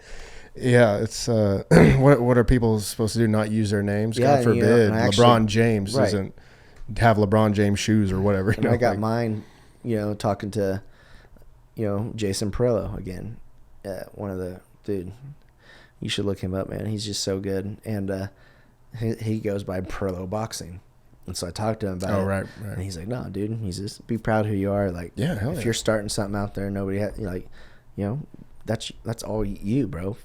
Do it. And so that's when I started doing Mosburg Boxing. I like the identity association, you know, because there are a ton of, and I'm not picking on anybody, but there are a ton of martial arts gyms, whatever they are, whatever sort of branch they are, that are, you know, excel martial arts, or that's a real place. Is it? That's why I said I'm not picking on anybody. I'm just picking out a word, you know, Zenith Martial Arts. Right. Cool name. Cool. It doesn't give me any sort of, like, I don't really know what you're about, but to me, Perella Boxing or Mosburg Boxing, okay, now I can associate with somebody. So now I can kind of look you up and be like, Mosburg Boxing, this is Mr. Mosburg. Watch a video, see a reel, see a picture, you know, and kind of see who's he hanging out with, who's he training, all this. Now I have a better idea of what the gym is already. Based off Zenith, like, I don't know. That's the thing. I go to a place. I go to Texas. I go to Oklahoma. Jiu-jitsu gyms. 20 of them pop up. It is so hard to pick one because none of them stand out. They're all kind of the same. Here's your free class. This is what we focus on. Like, well, that's what they're saying. Right. Which one has the best vibe? Like, which one am I going to get the best? Maybe all of them. Yeah. Maybe none of them. I don't know until I fucking go. It's like you can, on Instagram, like, you do hashtag Mosburg Boxing. And like all my old videos would pop up now, which is cool. And then all my new ones, of course, pop up. And you'll just, you know, or Raven's stuff will pop up because she's tagging my stuff with Theron. Right. You know, it's neat to see. It's neat to see, and then to have that legacy, you know, and see like, oh, he's been around. And here's some people that have been successful with him, and here's some people that started out trash. Me. And now they're better. You know, they're still posting stuff, and you can see the progress, that's a good sign. I remember my daughter would like. She had her juice, and I had a beer. I said, "Cheers, man! Let's cheers to something." And this was like 2 years ago. She's started. You know, she's so funny. She cheers. She goes, "Mosburg Boxing," and she cheers to it. It's like, just like what'd you say? Yeah, like I'll probably never make her fight if she wants to do one. I mean, she'll always train. I will do that. Make her do that. And when she turns 18, she wants to be out of the house and never train boxing again. That's on her. Yeah. But my son probably won't have a choice. He's just a little crayon eater. Slams his head on stuff. Dude, he's a freaking tank, bro. It'll be interesting to see how he like if he takes to it or you know. Well, like now, like he's a mom, you know, hardcore mama's boy. But now he's seeing dad more. He sees me more during the day, or he's with me. Like, you know, like the other day, I had to take him to the gym. I had 4 privates. It's a long day, so I took Mila to school. Boom, going straight to the gym with him. With him, it's just you have to have all your snacks. You know what I mean? Like he's just an animal, bro. Right. It's like you just gotta have him content. And then guess what? He wants to. You know, he was lifting weights the other day. I had the football player, right? Tristan was with me, and he's like, "Oh, bro, look at him." He had the little 2-pound. He put him over his head and just fell backwards all into the dumbbells. Oh no! And I was like, "You're okay. You're okay. Don't cry." And he's just like, ah. Oh, dude, it was so funny. And like he had bruises on. Actually, he didn't really have any bruise, but he's just a tough little shit now. Yeah. And he does Daddy's gym. Oh and, you know, Mila. Yeah. Always like she was pissed that I was coming here without her today. Oh, really? I said maybe we'll do one with you next time. That'd be cool. Yeah, she'll talk her shit too. Yeah. And but she's like, I just don't want you to go to the gym without me. I'm like, it's okay. That's awesome. And so she's pumped for tomorrow because she knows she has boxing. That's awesome. Yeah. So that's cool to see. Like, you know, lots of people say I'm blessed, but dude, that's the I don't know, the very definition of being blessed to have not only your wife be a super huge supporter and lover and everything, but then also have your kids be like sold out and they're healthy. Yeah, they're not sick. You know what I mean? Like, people's like, oh, what do you want with your next kid? Because we want one more. You know, and I'm like, well, she wants one more. And she's like, you want a boy or girl? I was like, I don't care. Yeah, I said that last time. I don't care. Yeah, all I want is a healthy kid. Yeah, and you know, and they're both beautiful babies, and they're just good kids too. Man. They are very good kids. Yeah. Like they mind in public. The Snapchats are awesome. I'll let them. Yeah. Hey, hey, Kelsey, come here. You gotta see this. No, I'll let her kind of be wild on the Snapchats, but she knows she's never gonna. I've never seen her say that to you in person or do that to you in person. You know, I believe in freaking belts to the ass. And that's why I think my kids won't mind. You know what I mean? We went to Wilder's last night. That was their first fancy, restaurant. My son was kind of a little handful, but he had his dinosaurs, and the only problem with him was he was screaming roar, like bloody curling scream, roar, just out loud because he's a dinosaur. Yeah. And just scaring the shit. Like, shut up. People at the bar looking like, what the fuck's going on over there? Yeah. But other than that, it's nice watching, the rich folk get their feathers ruffled because some 2-year-old's screaming at them. A dinosaur. You never seen a real life dinosaur? Yeah, here he is. Chill out. Well, dude, it's been amazing to see it all come together. I trained with you a little bit at the garage, but I was always like, man, I wish you would open a spot, just something more consistent for me. Right? I knew you were consistent, but for me, and now it's like I love coming. Now you have no excuse because I got so many freaking times open. So many times open, and just do you know how much I miss the garage sometimes though? Probably. You know how easy it was just to clean the mats and just walk in my door. Oh man!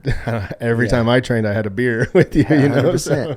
And we'd sit there and talk. And you had the TV, so there'd be a fight on. We'd watch that or whatever. And so it's definitely different. But I love the expansion, and I love what you've done with the place. And I love coming to train. Like it is a difficult choice for me to be like jiu-jitsu, Mosburg, jiu-jitsu or Mosburg. That's what Frank said, the exact same thing.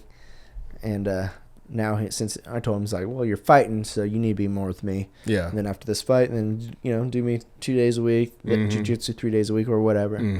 But I think he's liking this too because we're rolling a lot more too, which it feels good to roll again. Yeah. You know what I mean? Yeah. I started falling in love with jiu-jitsu. Right. And it would be cool to just get on a schedule with either Frank or Greg, or I even thought about maybe a Sunday every other 2 months.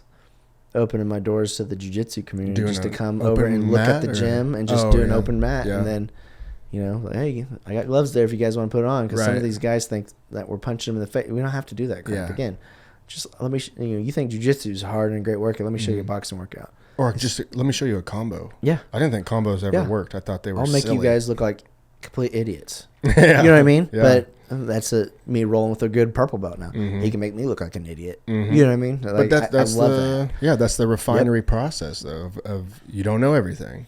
And the more you're around people that are better than you, you're going to get better. Yeah. And sometimes it sucks. I've been held down, Greg. Oh, man, dude. Put the shirt over my face. And he showed me that. I don't know if it was you, but it was somebody. He did that, too. And I told him, I said, if you ever do that to me, it's like we're fist fighting. When you let me up, I'm going to beat your ass. Like, I'm going to mess up your hair, and I'm going to hit you in the face. No, I knew it was coming, and then Satterley grabbed my phone, grabbed somebody's phone, and so I saw the phone coming, and I was like, I just accept this. I'm going to try to make it funny because I don't want this to happen. But no, God, no. Here we go. Another monster. He's been awesome to see progress, coming from CrossFit. Yeah. Scary strong. Yeah. Scary fast. It's like me nicest guy in the world. So I trained more with his brother in boxing and stuff. But which one brings their kids? Well, both of them used to. Okay. But Spencer brought his kids the most. Yeah. But so I train with him once a week, and then I think me and Barry are gonna start training more after he's going to some crazy Africa trip to go hike some Kilimanjaro. He's gonna hike it? Yeah, so he's trying not to like get hurt right now with jiu-jitsu and boxing, which I get that. But he would hit, try to kill me with his pads. He's like, oh, I'd probably crash somebody with these. Right? I'm like, yeah, dude. You could. Yes, absolutely. So it's cool seeing how good he's gotten because he's been rolling with Greg. That's all he rolls with. And Greg put me through just a 30-minute workout the other day of just guard passing and blah, blah, blah. And it's just like, this is so stupid, but why am I so tired? Oh, yeah. Dude, you know what I mean? Then, now we got to roll for 35 minutes? I definitely know what you mean. He's like, all right, we're going to set a time. I'm like, dude, I'm used to boxing rounds where 3-minute rounds. Why are you setting the timer for 7 minutes? 7 minutes and your body's never not my grip strength tense. Is Ted. Boxing, I can take a step back for a second. Maybe. If I'm training by myself. Right. Again, in a boxing match, you get clocked. Take a knee. You get 8 seconds to get up. Yeah. That's why I yell at all these new kids. They're getting drilled, right? Get a liver shot. They're like, ugh, and they're trying to fight through it. Hey, dumbass, take a knee. Yeah. Jiu-jitsu, you can't take a knee. You got to tap. You know what I mean? So that's interesting because when I got the liver shot and I was trying to process it, I heard you say take a knee, Yep. and I thought you meant like give up, and I was like, fuck you, I'm not taking a knee. I'm going to sit right here and die. When you I take just that kept. knee, I'm going to do 1, 2, Okay. 3. Okay. And once you get to 8, you better stand up. Okay. I couldn't have sit on 8. It And took that was the forever. best part about Zarek's last fight when he dropped that kid that won. You know, it was the longest.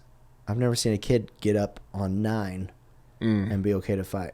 Usually when they're starting to get up on 9, it's already 10. They wave it off. Yeah. You know, again, I'm a sore loser, so we all know that you're fat and out of shape. That belt belongs to us. I want that rematch. Zarek literally called me the next day. I want the rematch. I'm like, Oh, wow. That'd be cool. That's actually scary, too. Yeah. I would feel Oh, shit. scared Sorry. if I was like that. No, we know we were going to do some different. That was his worst training camp, too, because I didn't see him a lot. He's building a house. He's doing this other job, you know. He has kids, 3 daughters. Poor man. Crazy blonde wife. Really? Oh, yeah. I don't think I've ever met her. No, she's awesome. Oh, yeah. No, just, you know, he has a lot going on. Yeah. And, but again, he knows what he needs to do to be better. He just needs to be in the gym with me more. Yeah. Sometimes he's like, hey, Doable. Possible. I'm outside in the woods right now getting a workout. I'm like, shit. His wood says badass. He's out there, man. Yeah. He's kicking a tree, bro. Like, yeah, whatever. I don't care. Jean-Claude Van Damme. He's doing it. Yeah. Jimmy's more dialed in, I think, you know. He's like a pastor. Yep. He's like a preacher. He Preacher does with very hands. good. Preacher with hands. Thurman's probably the most professional one I've dealt with. Just, you know, on it. Which he could still find, you know. He will. We will He get can him. still be there like at 5 a.m. every day. Yeah. You know, he's in a deer stand at 4 a.m. Why can't he be at the gym at 5 a.m. every day? Deers don't punch you. Right. Oh, And then, good. well, true. They don't punch you. He's like, well, I'm putting food on my table. But, bro, you guys eat at Brahms and Friday night. Culver's. You're not eating deer steak every night. Come on, bro. Get out of here.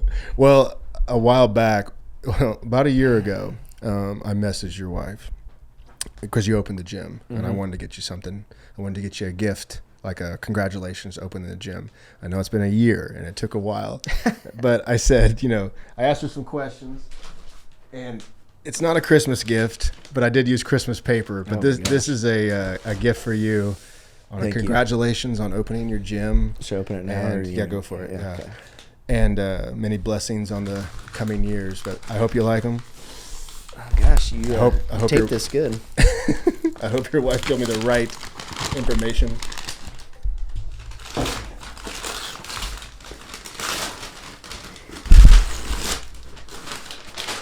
What we got here? Do we need a knife? Oh, my I don't know. I haven't looked at this for a while. Oh, really? I bought them in December, and then I was like, we'll have a podcast, and then we never did. And then finally, I was like, okay, Sunday, do not forget this. You have to give it to him.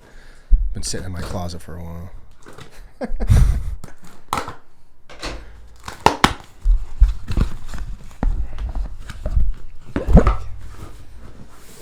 I have no idea what this is.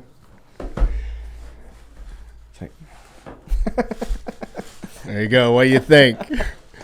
One time you saw me wearing my mocks, my and you're like, those are badass. And I was like, oh, he's getting a pair. So I got you some black mocks. And this was a while ago, so she probably has no idea, right? She told me, I mean, this was like last summer when she told me your shoe size. Oh, my God. I was like, I want to buy him hilarious. these mocks, and I don't know. She said, I don't remember. Totally rocking these to the gym, bro. Please do. Look at those Bro, things. nobody wants a scissor kick in these bad boys. No. And they're comfy. Don't tie them too tight. Right Like, here? don't pull Okay. too tight. I broke mine. Okay. But my buddy Tucker does leather work, so if you do, we can fix it. But Thank you. yeah, dude, you're welcome. That's awesome. Yeah, I I'm just hope, glad it's not whiskey for once. hope you the millennial gift Hell go to. Everybody gets fucking That's whiskey. hilarious, dude. Yeah. But no, I hope you like them, and they suit you well, and they add to the legend that is Ryan Mosburg and Mosburg Boxing. Appreciate you. Absolutely. Well, 3.5 hours in. Yeah. Let's wrap this shit up. You got fights coming up. We got Colton, maybe. Yeah, I think we just got him a fight today. Cool. So he's fighting up like 2 weight classes. Great. That'll be Yeah. fine. Yeah, no. We work too hard. Like I call him like, hey man, Yeah. it's a lot of weight. You know what I mean? Because you're not that big, but he's just like, no, we worked too hard at this. I'm going to put this guy away. I'm like, all right. If they're cool with it, I'm cool with it. That's you know what I mean? Good mentality. Yeah. Yeah. So it is what it is. We'll keep on checking. Guess what? If he loses, who gives a shit? We'll get back in. We're going to keep going. Mm-hmm. We'll keep on building it. Then we got Monday through Friday. Yep. Morning, 5 a.m. So every morning, 5 a.m. Tuesday, Thursdays, I don't have that on the schedule because I do more MMA with my fighters. Mm-hmm. But just text me. Tuesday, Thursdays in the evening? No, at 5 a.m. Okay. Do so more MMA if based. they want to roll or just if they just want to hit a bag, if Monday, Wednesday, Friday doesn't work in the mornings, if they just want to hit a bag, just text me, see if I'm going to be there for sure. And then boom, they can come in, they pay the membership. Yeah, they're not bothering me. Go hit a bag. I don't care. And then Monday, Wednesday, Fridays at 4:15 is always kids class, youth. It's about 45 minutes to an hour. It just depends on the day, how we're doing, how much we do that morning. And then after the kids class, it's usually I got 5 o'clock open where I do a private lesson, or my fighters, whoever's there, will just work out. And then the 6 o'clock's when adult classes hit. When you got women's classes too, like so specific? Women's is Tuesday, Thursdays, and that's at 5 o'clock. Gotcha. And Saturday mornings at 9. And it's a good group. They're not just putting on gloves doing stuff. We got, it's more like a circuit body work for them, and then with technique, with great technique. Yeah. Like again, I know there's a lot of girls there that will never want to fight or anything, but now it's kind of funny because I got about 4 of them that are interested in it. Oh yeah, you know what I mean? the seed has been planted. Yeah, and they started sparring the other day. It is kind of fun to watch. Nice. One's Frank's wife and his cousin. She's feisty. Yeah, they both are. And she does great. She has some of the best hooks I've seen. Nice. Yeah, it's great. And poor Frankie gets beat up at practice and he gets beat up at home now. Well, no wonder he's getting so good. Yeah, I mean, if you were interested, I would tell people to show up on a Saturday. Yeah, just come in. I mean, first class is free. Mm-hmm. You can find me on first class, first week. First class. Trust me, it doesn't take a week. Yeah, no. Most of the time when I tell them free class that day, they usually pay me at the end of the class because that's just me being confident that I'm going to show them a good time. Yep. You're gonna have fun. I don't have any bullies or any of that crap in my gym. Yep. So just come try it out. Yeah, I agree. Go try it out. Mosburg Boxing on Main Street, Joplin. Yep, 1603 South Main Street. 1603 South Main Street, Joplin, Missouri. Yeah, I can't miss it. Got a beautiful sign up now. Very impressive sign. And there's your schedule. Show up, get some classes in, go learn a new skill. Go get some rounds in. Come be a part of the familia. Yes, sir. Dude, love having you on. Thanks, I'm sad we waited this long to do it, but I'm glad we're back in it. We can get back into the routine of getting episodes out. We'll get some fighters in here. We can, if you got promotions or whatever. Some great guys that would be fun podcasters with. Raven would be cool to talk to. She's awesome. You got General. Brad would be cool. Brad has a good story. Ben Massey would be a good one. He has a great story. Everybody loves that kid. Too handsome. GQ, can't be on here. Dude, so GQ. I hate, I don't even like him coming through the girls' class because, all the girls will stop what they're doing just to look at him. I need to take a break. Yeah. I was like, Ben, leave your shirt on, bro. Like, nobody wants to see that. That's the worst. I'm telling your mom. It's the worst when he takes his shirt off. I'm like, damn it. Now what? He just had some talks to this guy that he works for. Just like his best friend just opened a gym up in Mexico.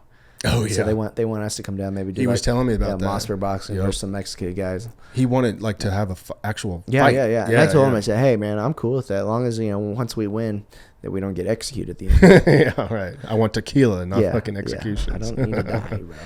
Well, hell yeah, dude. I'm super proud of you. I'm excited to keep training with you, and great friend, great coach, and I hope you get many blessings on not only on your gym but your family, your friends, and life, dude. Very proud of you. Thank you. Sick. Thanks for coming on.